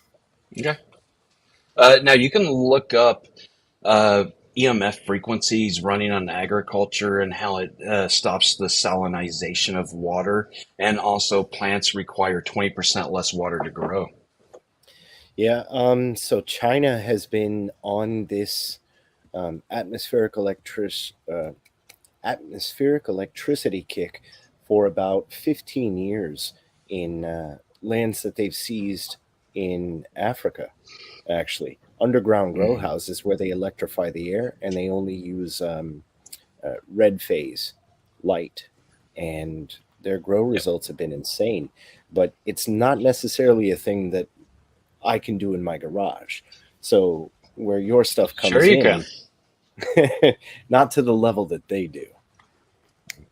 So I designed a stand-up greenhouse that runs off of water alone, to where it has the same suction pumping to be able to transfer water from top to bottom as a toilet does. I forget the siphon system, but it's a siphon suctioning, and you run nothing but just like a very low voltage pump to be able to get it up to that high, to be able to pump the water from the bottom tray to the top. And it's basically an aquarium pump. So you have very little energy going into it, and that can make your plants just bloom. But what you need inside of it is you need to be able to create wind. Now, whenever wind grows across the leaves, that's what strengthens up all of the limbs and everything like that. It's a very good thing for plants to get wind because it helps them grow stronger. Now, that's the one thing, that's the reason I'm doing the ionized jet propulsion and blowing air through it while I'm separating all of the molecules down to nitrogen atoms, is because it's going to be able to provide wind and everything. But I'll send you the designs. I designed a greenhouse. I think I'm going to build it for a pastor here that it just rains all the time inside. I would love to see that, because I'm out here in Washington State, and aquaponics in this area is it's not even necessary, but it's so widespread. So the combination of the two, I'd like to see that in action. Yeah, so I did this so that people could grow in their own basement or in their own room, something that they, maybe they rent an apartment, and just put it up on the wall. And then, you got natural plants, you have all kinds of different oxidization, and it just helps a lot. That's my business partner, Hunter. Nice. Pretty sweet stuff, man. I mean, it's amazing how many fields that this can be useful in. Everything from agriculture to health to energy, weather. It's all the way through. And we've seen so many other descriptives used for the same technology, just about, but in HARP or active denial systems. There's an evil version of it and there's a good version of it, but it just kind of proves a tool is a tool and it can be used for good as well as for evil. So all the stuff that we're the most afraid of seems to be the solution. And I explain this a lot, and the fact that there's bad EMFs, that means there's good EMFs. If there's a bad, there's a good. If there's dark, there's light. There's always the opposite. It just depends on how you use the tool. Matthew, I've got a quick question for you regarding your coils. You talked about in the last show about using 2 different gauge wires in your coil design. Could you briefly explain the reason for that? Yeah, so Andreas, if you wouldn't mind pulling up Faraday effect, and it's Faraday rotation. I swear I get this wrong every time, but I feel like it's not wrong. But it's like 2 streams that are passing each other. Let me do it on camera. 2 streams that are passing each other. It's going to create like a little whirlwind in the middle, right? Yeah. So whenever they pass each other, then it's going to create a third EM field that's going to be a third the size, a third the power. The reason I use differential wire gauges is because if they're exactly alike, the wire gauge depicts and it dictates the size of the EMF that's coming out. So whenever those cross, if they're exactly the same, it's like hooking up 2 Wi-Fi routers that are fighting each other. Unless they're completely in sync, it's going to be an elimination of the wave. Now, with me using 2 different wire gauges, it has more of a thump and it has more of like a slick slide because we got a large, we got a small. So it starts that rotation like an alternator starts a car, and it turns a flywheel just to get it rolling. Right. That theory is well known in music. So the electric universe idea of a Z pinch and star and planet formation comes from this 2 intertwined magnetic streams creating a third. But in music, they called it the devil's note, and that's Scriabin. And 2 violins can play a note, and they're just off pitch enough that you hear a ghost note in the middle. And of course, sound is vibration, is electricity, is energy, is light. Indeed, destructive interference is incredibly powerful. Mm-hmm. That's very true. But the devil's note is actually a very specific frequency. Yeah, it's a harmonic resonance. You can actually create it anywhere on the spectrum. Which I could hook up coils right now and let's try it. So let me understand. The devil's note is resonance. Is that what you mean? Yes. So let's say somebody hits a C sharp and somebody hits, let's say, an A flat. You're going to hear the resonance of these 2 create a third resonance. And this is the devil's note. This is a ghost note in between. It's why violin duos and piano cello duos work out. You hear a note that's not being played, but it is there. Now this is the same for electricity, and it can be any note too. It just depends on the interval in the harmonic resonance. I never known it to be as the devil's note. That's an interesting way of thinking of it. So Scriabin did this in a time when you weren't allowed to play unholy sounds, and music was largely run by the church, and he began to play sounds and find new sounds, and so it was described as the devil's note. We see. So the devil's note was really just a note that the church was highly objected to because it gave the people power and the instruments power, where otherwise it was supposed to be dictated and passed down from those in authority to those who were in woe. Can we look up devil's note frequencies and see what those 2 frequencies are? Oh, it's any frequencies. And then after that. So the thing about the devil's notes is like if you're playing in any frequency scale, then it's actually a fraction of the note that is the reference. So it's not really that the note itself is the devil's note. It's that in a chord, this would be of the fraction. That note would be considered a devil's note. Because of the angle. Yeah, so imagine you Let me show have you a piano. you have a and 1 and a 10, so the the devil's resonant notes. note will Guess be what 5, color they are? right in the middle. In the infrared, no doubt. But Right. you actually can generate this with electricity, and you can actually translate them. Sound. So and if I could see like 2 examples, like playing this note and it equals this note, I can work out the math really quick and tell yes, you. that's Pythagorean theorem right there. Pythagoras Right. worked this out before anybody else.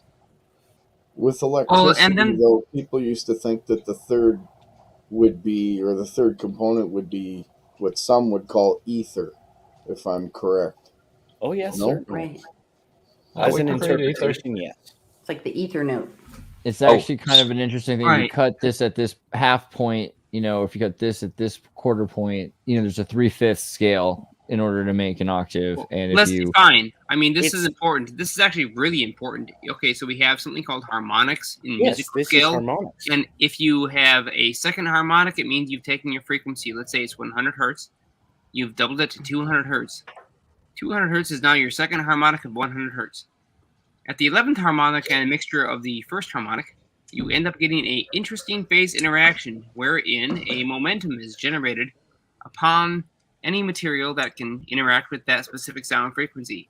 But this is quite different compared to these field forces, because the 11th harmonic is a cumulative effect in only cells and membranes and other physical materials. You can't have it independent of physical materials. It's a matter phenomena. But there is a phase-shifted phenomena. So let's say we go 360 degrees. Well, think about it this way. Pick a frequency within 0 to 360.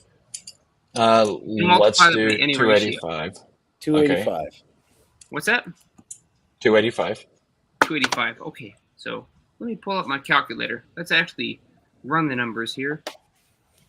Now you have to remember though, in music and in electrical, whenever you do the harmonics, it's totally different. So the EMFs and the sound waves harmonics are different, because what I'm doing is I'm going to be modulating a signal. It's more like a carrier wave modulated signal that's going up on it, and that's how it resonates. Now music does have a different structure, but they call it harmonics the same. Well, harmonics are harmonics. I mean, whether or not they be in sound or electromagnetic signatures, harmonics are still nevertheless true through and through. It's just that their medium is different. So in the case of sound waves, our medium happens to be atmospheric molecules, a compression chamber, a specific chosen gas, or in some cases even highly evacuated cylinder with electrons moving. We can generate acoustic harmonics with electrons only in a perfect vacuum environment. Yet in otherwise conditions, we're talking about the vacuum, and here we're talking harmonics within the fine structure constant. Those of the cosmic lattice, the fundamental structure that inhabits the universe and gives us the ability to communicate a field force from point A to point B. So yes, if we divide your frequency by that of our 360, we end up with a ratio of 0.7215 to 1. I'm shortening it. It goes on. And so let's just call it a 72.2 ratio. But there are better ratios, and the 11 to 1 is one of those particular ratios that has been well demonstrated to be capable of building up a amplitude over time, which generally doesn't start at the very beginning of the input for the transducer. Now, and that's exactly what I was trying to explain, and you explained it way better than I did. It's in a vacuum because sound takes place through a compression, decompression, and it takes atmosphere to be able to do it. EMFs take no atmosphere. You can run it through the vacuum of space.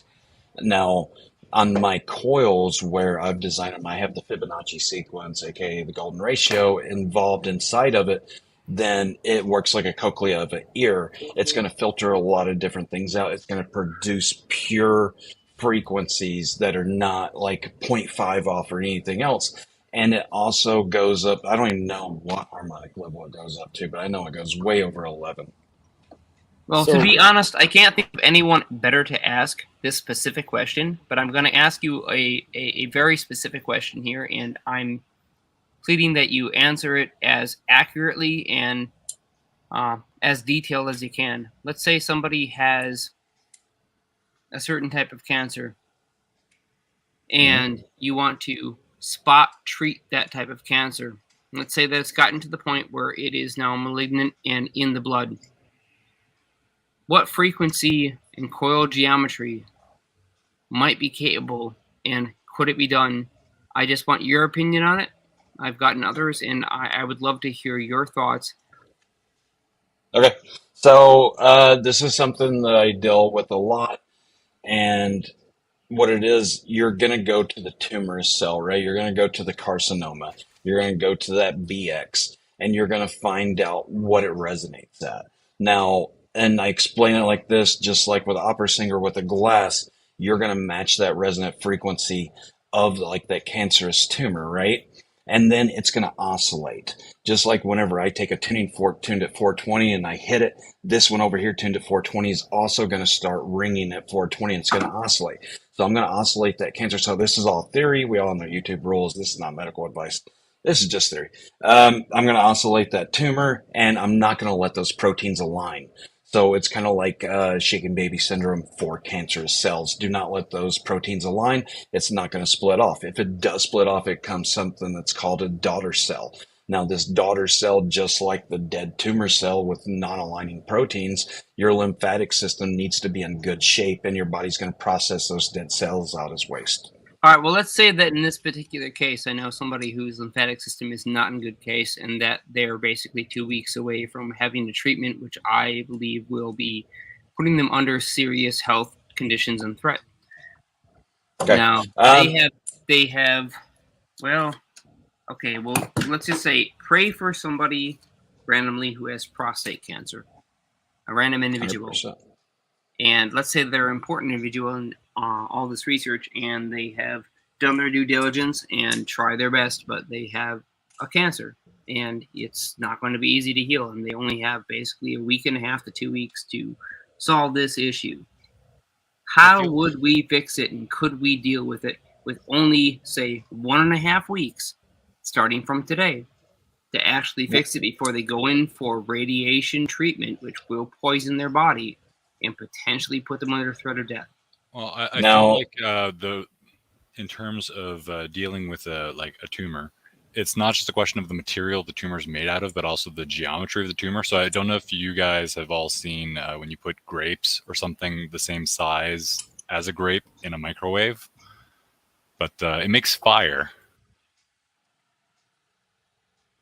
So it's just a question of two touching grapes and the gap size between it's a of plasma reaction relative to the wavelength of the microwave. I'll tell you, if you cut a precise antenna exactly the right wavelength for the 2.35 gigahertz of your microwave magnetron, then you're going to get massive sparks that will self-start at a drastically larger difference than 2 grapes. And yes, even a conductive object like a grape can pick up the field, but you can amplify that field far better with the pickup antenna inside the resonant cavity. So hopefully it's not as big as a grape, but thoughts and prayers. Probably larger. The first thing, sorry, Matthew, please go ahead with Jeremiah's question of it. If this were me, this is what I would do personally, because I'm not a doctor. I can't give medical advice, blah, blah, blah. Understand completely. No medical advice here. Just simply. I would go ahead and start grounding at night. I would go ahead and get these overly charged ions inside your body that you're getting from radio frequencies. Even cell phones start out at 900 megahertz. These are non-natural frequencies. This gentleman, right? This gentleman knows all that stuff. He's been in this longer than I have. I mean, he's been doing this longer than I have. And I'm shocked that he doesn't actually have the access or the resources to already have known this, but he has been in a very different group, very specialized and incredible, remarkable, miraculous, but not our group. And so he does not necessarily have access to this tech. He needs something simple. Where are you? Short time. I'm in Wisconsin, and he's somewhere center of the United States, quite a bit away from me, but easily within distance to deliver something. I got a question, Matthew. When you said attack it through the carcinoma, I have the frequency sitting here. And do you mean the one for excuse me, carcinoma colon? Or would you just go after the whole kit and Well, caboodle range. he said prostate. Like if I was gonna go right, just flat out, I only have 2 weeks. This is my last hope, and this is just me. I would run sweeping waves 1 to 3 megahertz, and I would hit it hard, and I would up the amplitude as much as I could, but only to the point that I'm not going to be nauseous or have a headache. Now, on this, that's a very dangerous thing to do. I don't suggest anybody do it. That's just me. And that's with like a last ditch effort. I only have 2 weeks for sure. If you're in Wisconsin, let me send you a gold unit. I may actually recommend that you contact me via email, because if it's something that's going to help us, I'll connect you guys up for sure. It's not where I am. I mean, this is the very important person. I'll tell you off air who it is, but I don't have. Is he in California by chance? He's not in Cali, but he is in a state that starts with a C. It's not for me. I really hope he's a very important individual. He's done some incredible work in the past. In fact, if I were to mention the name, everyone here would probably know him. Unfortunately, he is dealing with it on a personal level, and I think that he really he wants to get better, but he's not going to drag anyone I would down. look into the Joe Tippins information, the Joe Tippins protocol. He was given like 6 weeks to live, and he took, what was it, flubenzazole? If you have any information, please send it. Okay. Post it in the chat for everyone else if you want to share it with the world. Post it in the private chat if you just want to share it with us. But anything that we can basically do to move this forward. Okay, I lost my buddy a while ago. I lost my buddy Mark Candlish, and it was a shame. This guy is on that same level. It's too early for him, in my opinion, and maybe it's not that way in the real world. I'm not sure, but I do know that if there's something that we can do to save this brilliant man who has done a tremendous amount to move forward energy technologies, anti-gravity, and the like, we should. I think I know who you're talking about. I think I know this. Yeah, let's just not say it though, okay? Yeah, respect that's fine. Privacy. Yeah, 100%. I just connect with me after this. I want to ask you. Well, here we go. Challenge accepted. Yeah, I think we need to give him our best wishes, our prayers, if those of you out there do that kind of thing. And really, there's a technology that I know can fix this. I mean, there's no better group, really, that I've ever communicated with than those individuals right now who are listening to this, who can actually understand the tech, the magnetic fields, the electric potentials, and the fact that this directly communicates with the double helix strand of DNA and different parts of that, which are normally not active and can be, in fact, activated. So I think we can do this. I think it will have tremendous implications far beyond what we can imagine now. And we just need to put in the effort. And really, we need to believe in the tech that we've spent so much of our lives developing. Well, I can tell you this. I'll do everything that I can to help this guy out. We'll talk after. Yeah. It's a great thing, the idea that people are actually trying to come up with solutions, and that this technology, the first thing we're trying to use it for is to like help people instead of using it as weapons. I just keep coming back to that. I think it's important, this application. Stuff. Yeah. Okay, so Andreas, I know you know this. Real Science, the movie. Or excuse me, Real Genius. It's my favorite movie. Real Genius. I knew what you meant. That's the funny thing. See, Real Science is a show we're on right now. You know what I mean. Okay, that's the one where they made the girl. No, that will be I actually have that's weird science. I have this T-shirt. Weird science. This T-shirt. Fun fact: I'm a gorilla. And everything. This is the International Order of Gorillas shirt. Like if you guys have ever seen like Alex Jones and gorillas, and you're like wondering what's the origin story of everything, there's the T-shirt that it all started with. But it's from this show before anything else called Real Genius, where they have to, as students, build a laser. Basically, this 15-year-old kid gets brought into a school where there's a dude living in a wall still because he was the first student to be recruited, and then the next student, and the next student. And no one can ever finish the project. So it's like 15-year-old kids brought in to freak them out. And they finally build the laser. And they get to work, right? And it's like a helium argon it's like a.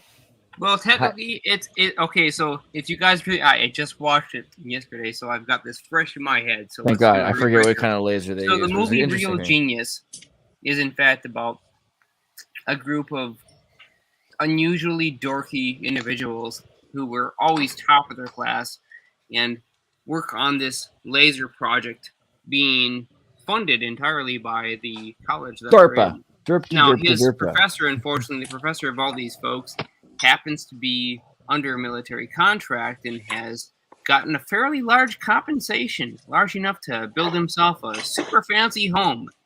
And the geniuses behind, well, his military contract, they're eccentric experts in their field. Maybe not so social, except for maybe one of them, but these guys are superheroes in their own right, in their own categories.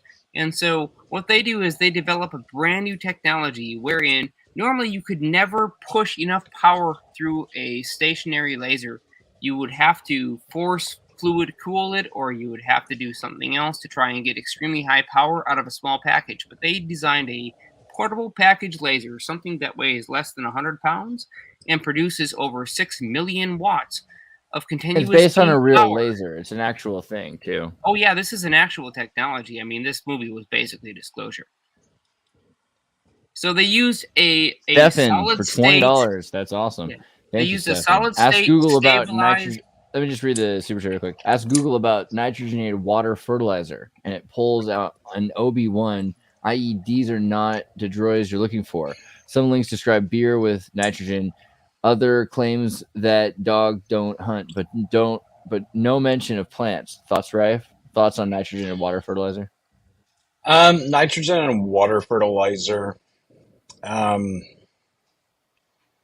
would rather just use electrolysis and make pH balanced water, because you can do nitrogen and water, but what's the filtration system where it's going through? Is it only going to stay on top? Now, this is the nitrogen that I'm used to at the top left. It's pellets.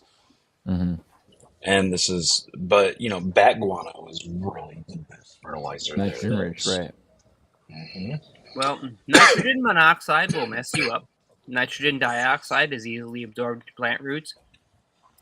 And, of course, we all know about the classic dangerous material ammonium nitrate, which will be very stable under most conditions except for when percussively struck, and then it will spontaneously combust.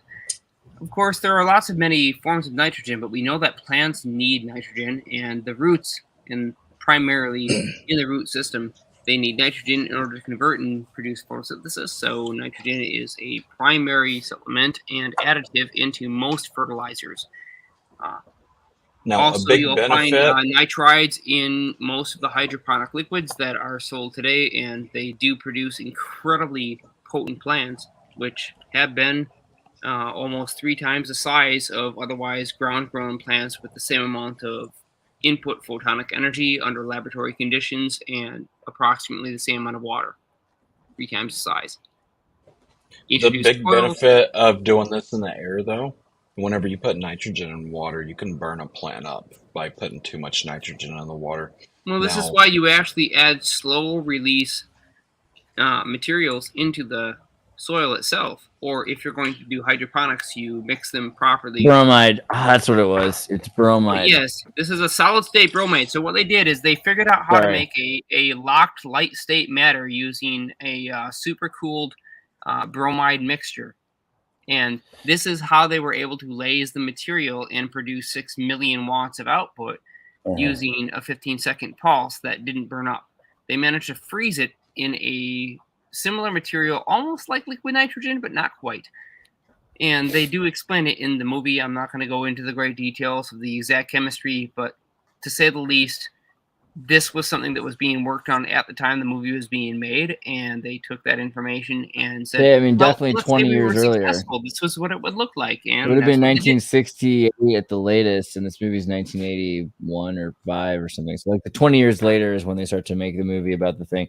But the other thing to remember is at the end of the movie, is it a laser they used? Because I thought that they replaced the laser with an EMF cannon because they changed. Nope, it wasn't an EMF cannon, Andreas. It was actually a solid rod, almost like a ruby Wow. rod of this solid state super cooled or liquid nitrogen cooled bromide material that was Because this doesn't burn disposable, down the meaning house. It just pops. They fill the house with popcorn, so the entire house fills up with popcorn, or it's just they corn. took a 10 foot by 10 foot by 6 foot tall cylinder of cheap material and filled it with popcorn, made it like a Jiffy Pop by putting aluminum foil over the top, and aimed the laser at the house. Of course, they missed originally on the targeting system, but eventually it broke through the window and hit this giant Jiffy Pop container. And it happened to be that, well, their professor, the guy that was all locked in with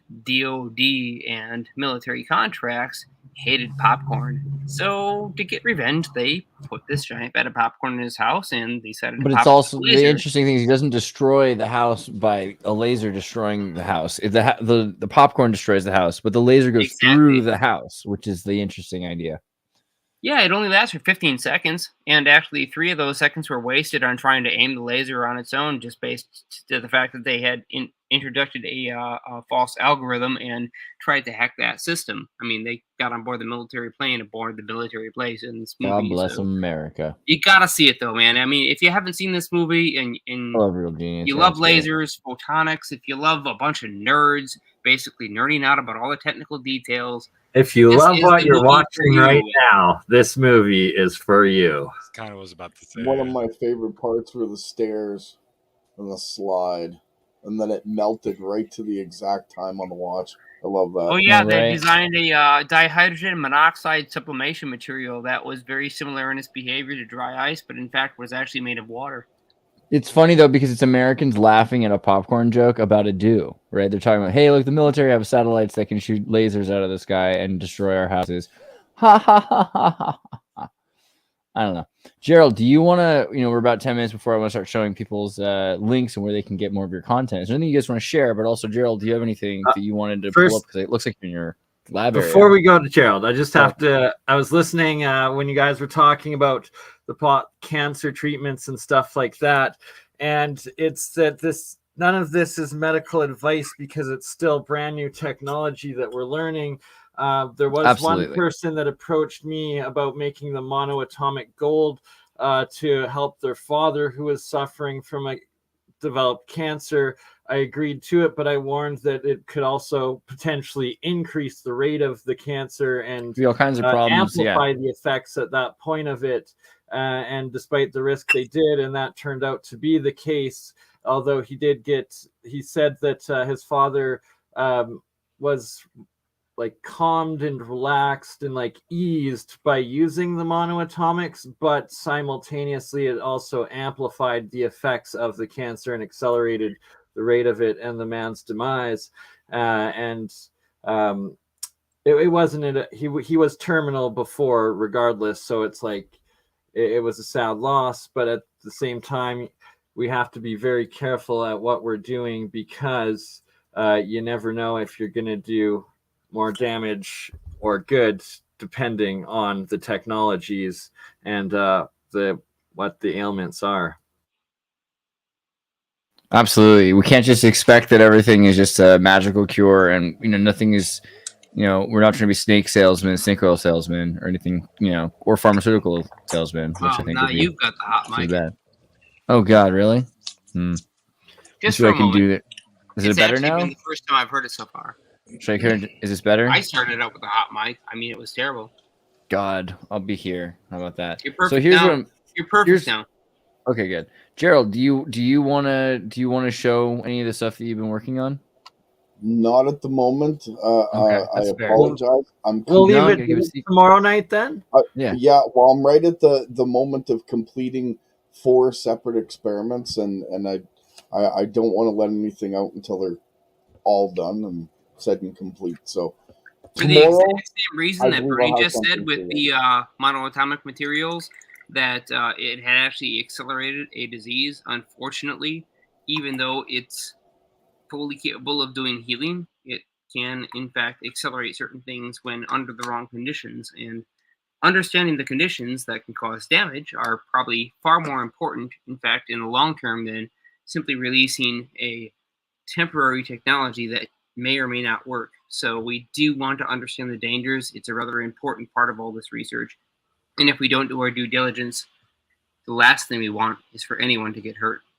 Exactly, right. And it's that specifically the monoatomics at a time when your body, your immune system is like healthy and good, or like overpowering what it's fighting, then the amplification the monoatomics will give to your body will increase it to help you. Where if you're at an advanced stage where your body's decaying, your immune system is weak, and the disease or ailment is strong and taking over, then the amount of energy that's getting amplified is where it then accelerates it and worsens the physical condition. Right. So if I may, and I agree with a great sage in the live today, who said gold is not for storing, selling, or trading. Gold is for eating. He was right. Absolutely. Quite the genius.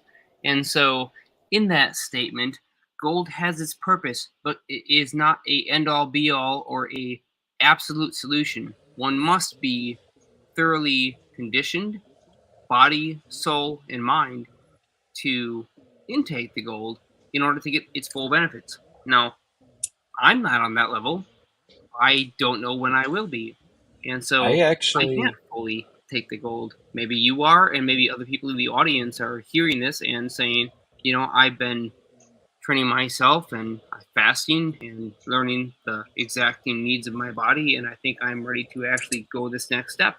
And so for those who are, the monoatomic gold will take you there, but it is going to be a hell of a journey. It's not an easy one. You're going to go through some things. You're going to see some things that you may not want to see. They're going to be uncomfortable. So the gold is not for everybody. That being said, though, it's often misunderstood that it's somehow a fix-all solution, and that's not at all what it's about. It's about bringing your mind to a place where you can realize the physiological phenomena going on inside your body, and your mind and your body no longer have to be separated from each other in such a way that they can't communicate properly. And so the mystery and the disconnect is broken, and you can finally start to focus on your actual physiological problems and heal them for yourself. Unfortunately, that's a rather complicated task to go through, and yes, it does require several weeks of preparation and work in order to get your body to the point where it can handle that kind of, well, you could almost call it abuse. It's not normal for the body to go without food, nutrients, or certain sustenance for an extended period of time. And when you go throughout this process, if you read the ancient alchemical text, and if you read the ancient Kemet hieroglyphs and see what the process was, it looks like a pretty brutal thing to go through, honestly. I mean, we've all heard about ayahuasca journeys. Those are pretty short and sweet compared to this. Those are only 2 or 3 days, and most people end up throwing up when they do them. So that's something that most people can go through. I mean, you can pay money to go through it if you really want to. You might not have the best experience, but you're going to learn something whether or not you want to. But with this gold thing, you're permanently changing your body. It's not a temporary thing. Bernie, what is this that you're showing us here? So this is actually, you were playing some of Gerald's coil experiments, and it reminded me of a couple of videos I just uploaded on my Crypto Alchemist. And this is experiments with electrolysis going on, and magnets I put on this cap and where it floats to and gets attracted to, and it always sent, the magnet is at the bottom underneath the cap on this one, and it goes directly to the center between the two anode and cathode, which are both silver, which is quite fascinating to me.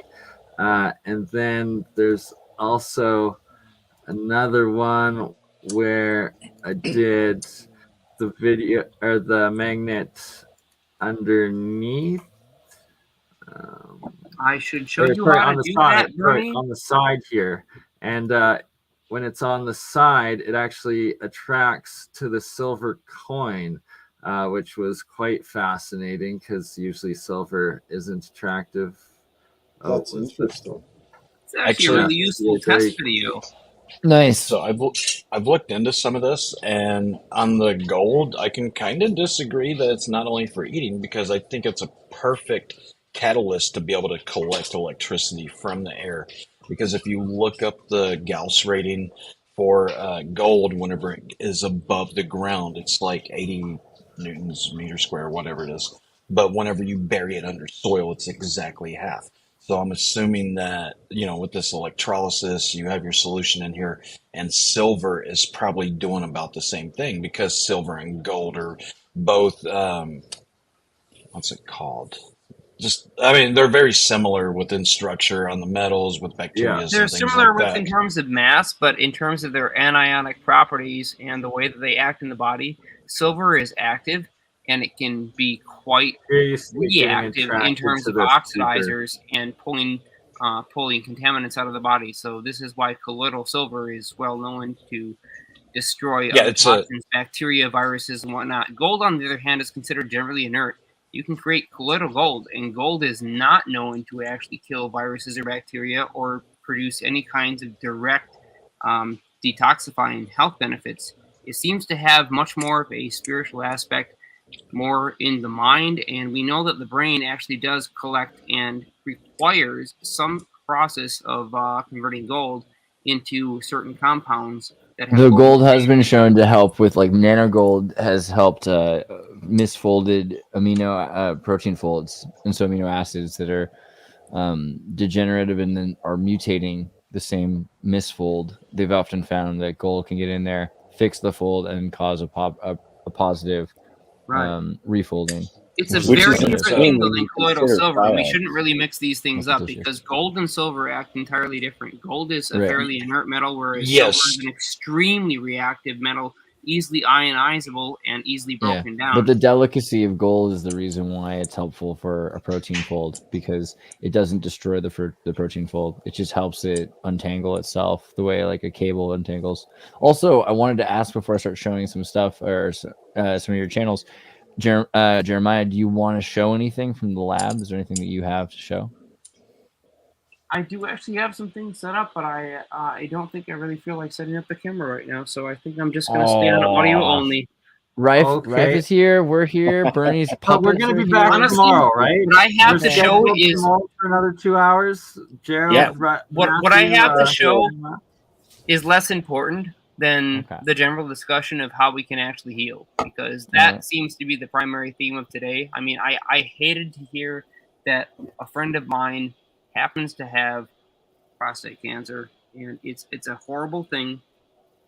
As I said, no name, but if you can imagine somebody important in this community, especially in the propulsion and gravity community, and pray for that individual, whatever that is for you, please do, because he needs all the help he can get. With prayers for healing for this individual, 100%. And we'll talk privately, maybe a little bit more after we end the live here about what we can do. Matthew, if you don't mind sticking around for a little bit, you're welcome afterwards, if possible. Let me show off. This is Exotic Propulsion, Jeremiah's channel. Make sure you're subscribed. He's putting up some pretty interesting experiments and some of his technology. You can't find better work. We love you, Jeremiah. And then also WP Gen Lighten for Truth Gerald's amazing work here, which he's doing coil research. He just put up a new video 5 hours ago. Tomorrow you're going to go deeper into this, aren't you? You promise? Oh yeah, okay. I actually got something pretty neat to show. So. Yeah, no, we're pretty excited. It's going to be really interesting. I mean, so these are some pretty important coil experiments that he's doing that are actually changing the way we look at what's possible with copper wire. So thank you for that. And also the realrifetechnology.com if you want to see Matt Rife's work, as well as all sorts of amazing stuff in the resource center he just shared with us earlier, including his notes and Dr. Royal Rife's physical papers. So some papers that are available you can check out, like for the neon displays. Really cool stuff that you're going to want to see. But beyond that, the research is incredible. Like he said earlier, you've got PDFs from all sorts of papers that are just from mainstream science to some extent. I mean, scholastic research about EMF and its ability to help with healing and in medical and scientific research. So pretty exciting stuff right here. Make sure you go and check out some of the papers on realrifetechnology.com. And also, I think if I go to instructional videos, it should take you to, yeah, he's got the videos right here. So you can go right to the YouTube and make sure you subscribe to the YouTube as more videos come out. Epic. And then, oh, Mark, you want to say something? Somebody. The last thing I really wanted to throw out here, especially for this subject, is I want to thank the audience, because I'm seeing a lot of comments here, and I appreciate everyone who, even though I haven't said who he is because he's not explicitly disclosed this issue that he's going through right now. He is somebody that you probably know already, probably have seen his presentations, and a very important individual to us all in progressing this technology. And it would be a terrible shame to lose him, much like we lost Mark McCandlish. And so let's not lose another one. Let's put our best towards him, pray for him. And I do appreciate the audience reception on this, and those who are putting their good intentions, thoughts, or prayers, whatever it is that they believe, towards this. I'm trying not to influence any particular direction here. So thank you very much. I know that it's going to make a big difference, and ultimately what we need is to send him a coil system. I'm not sure how much it will cost for us to make, but I know that we have a very short period of time, let's say less than 1 week, to put something together and get it basically shipped out the door. Otherwise, he's going to have to go through conventional medical treatment, and we all know how that goes. Yeah. Get in touch with me tonight, and I will go ahead and process it, and I'll send you an email. Stay on afterwards a little bit. We'll just stay on after we cut, and that'll be cool. Let me finish showing off recent Tartarians, Brittany's channel. Make sure you're watching Brittany's Go to the videos. shorts real quick. That's all that matters. Okay, well now there you go. She put a bunch of these videos of me on her channel. No, he's been watching a lot of synth vids. 1.3 thousand views, so I'll take it. But still, the point is, if you want to see Brittany's interesting conversations with people, she's talking with Julia about parasites. Yes, and that too. Yeah, there's a lot of really important stuff here. So make sure you watch Recent Tartarians. Subscribe to Recent Tartarians. Get her 1,000 subs. But also, thank you for letting me come on tonight. This is really... I like her music videos. Actually, Brittany makes some cool music. You don't even Brittany, know you're always a fantastic participant. I always appreciate when you're on. Absolutely. Both Brittany and you and Andreas together are a heck of a power team. Mark and Mindy or something. Right? Yeah. Oh, JuliaCommon.com also. Make sure you go to JuliaCommon.com, because not only is Julia awesome, which she is, but you can also contact her, which you might want to do if you're looking to get your, you want to have a remote viewing, or you're trying to figure out some part of your life and you need some help from a highly intuitive person, as well as a researcher, as well as a speaker. And you can go to the event, the Biomed Expo, which is in March, which is going to be really cool. Have a bunch of amazing speakers, and Julia will be at the center of all that. Like, she's on the flyer. Look at that. It's awesome. Yes, she is. And it's going to be really good. Yeah, no, this is going to be a really fun thing in March. Los Angeles, Century Boulevard. So everyone, if you can get to, if you're going to do one thing in March in Los Angeles, this would probably... Is that Shasta too or not? No, Shasta's LA. in When's June. Shasta? Shasta's in June, and then Vegas is, and then the one in Vegas is September. But do you guys know Dr. Sam Osmanagich, the discoverer of the Bosnian Valley Pyramids? Mm-hmm. He's going to be there. Sweet. And yeah, I geeked out hard on. That's going to be awesome. All right, I'm going to have to come to that. I know, guys, it's like real life do Indiana it. Jones. Join the Discord, tartarinova.com. Go to the Discord, become a member of the community, buy my merch, etc. And Crypto Alchemist, because we love you. Make sure that you support BurnEye. Send money to BurnEye. Send love to BurnEye. Just like foot massage, like certificates is also good for communists. Major Absolutely. And hey, if I may, ladies and gentlemen, to recommend, if anybody has anything to spare for this individual, that we can put towards getting him a machine to fix him, which I know we can. That's Rife's talking to you right after the show. Yeah. It's about to happen. Rife's gonna get this. Rife's here with a machine for you right now. I know you can't believe it. It's hard to believe it's happening, but it's happening. We're figuring it out afterwards. If anybody wants to help support, the basic cost of production, send Rife some money. please. I'll just say it like this: you guys can use the discount code SHOP if you want to be able to buy a Rife machine. The gold unit that's going to go to him is going to be on my cost. I'll buy it and I'll ship it out to him. Oh, Base wow. Matthew Rife every Oh my time. gosh. He's amazing guy. And we're going to be, the thing about it that's awesome is we've already been talking to Rife about how awesome it'll be to test these machines, to show people how great they are, getting in the hands of YouTubers that a lot of people watch, but also in scientists' hands that can do these crazy tests that really is going to impress people. Sending Prophet, sending the mass spectrometer and all these different things. This is also that we can give you guys the best test possible.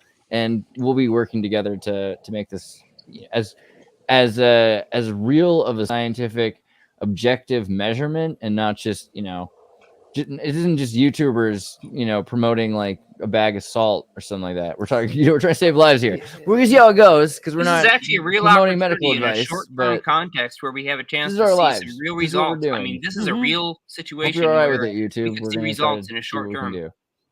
All right. Yeah. Well, and then Crypto Alchemist, make sure you subscribe. Everybody, Simon, I think you have the most beautiful face of us all. And thank you. I appreciate it. I know I have the voice for radio and the face to go with it. Cool, Ethan. We love it. Yeah. I and want then just thank you, Bert and Ernie. Quickly sorry. show between Bert and Ernie here. I'm gonna move Oh my God, what is that? Oh my God. It's like a cinnamon bun. And both in this one, which is the I'm always worried that the thing's gonna come to life and like start crawling out like an octopus of his Yeah, I jar. know. Because at a certain point, We're the going to monkey save Bernie. This grew from the monoatomics when I put my blood into the water, and it grew all sorts of crazy. I really want to be like a supportive mom that's like, that's wonderful. That's from your Bernie. blood? But I'm also The white stuff or what? That's some Herbert West stuff right there. Yeah. I would like to refer to Jeffrey Dahmer to go ahead. Thing is, we're not going to try anything Bernie's trying at home anytime soon. I promise it's not a homunculus. For now. Can you imagine breaking into Bernie's place and seeing all this? I can't wait till we go to Bernie's place. It is going to be like a Bernie's weekend at Bernie's. The gnarliest movie with the actual homunculus version of Bernie. All right. Love you all. We'll see you tomorrow. Rife, we'll be here after the show. If you guys want to hang out, we'll still talk. And peace to the audience. And you know what? Love each other. Sounds good to me. Gerald, thank you for being here too. We love you. We'll see you all back tomorrow.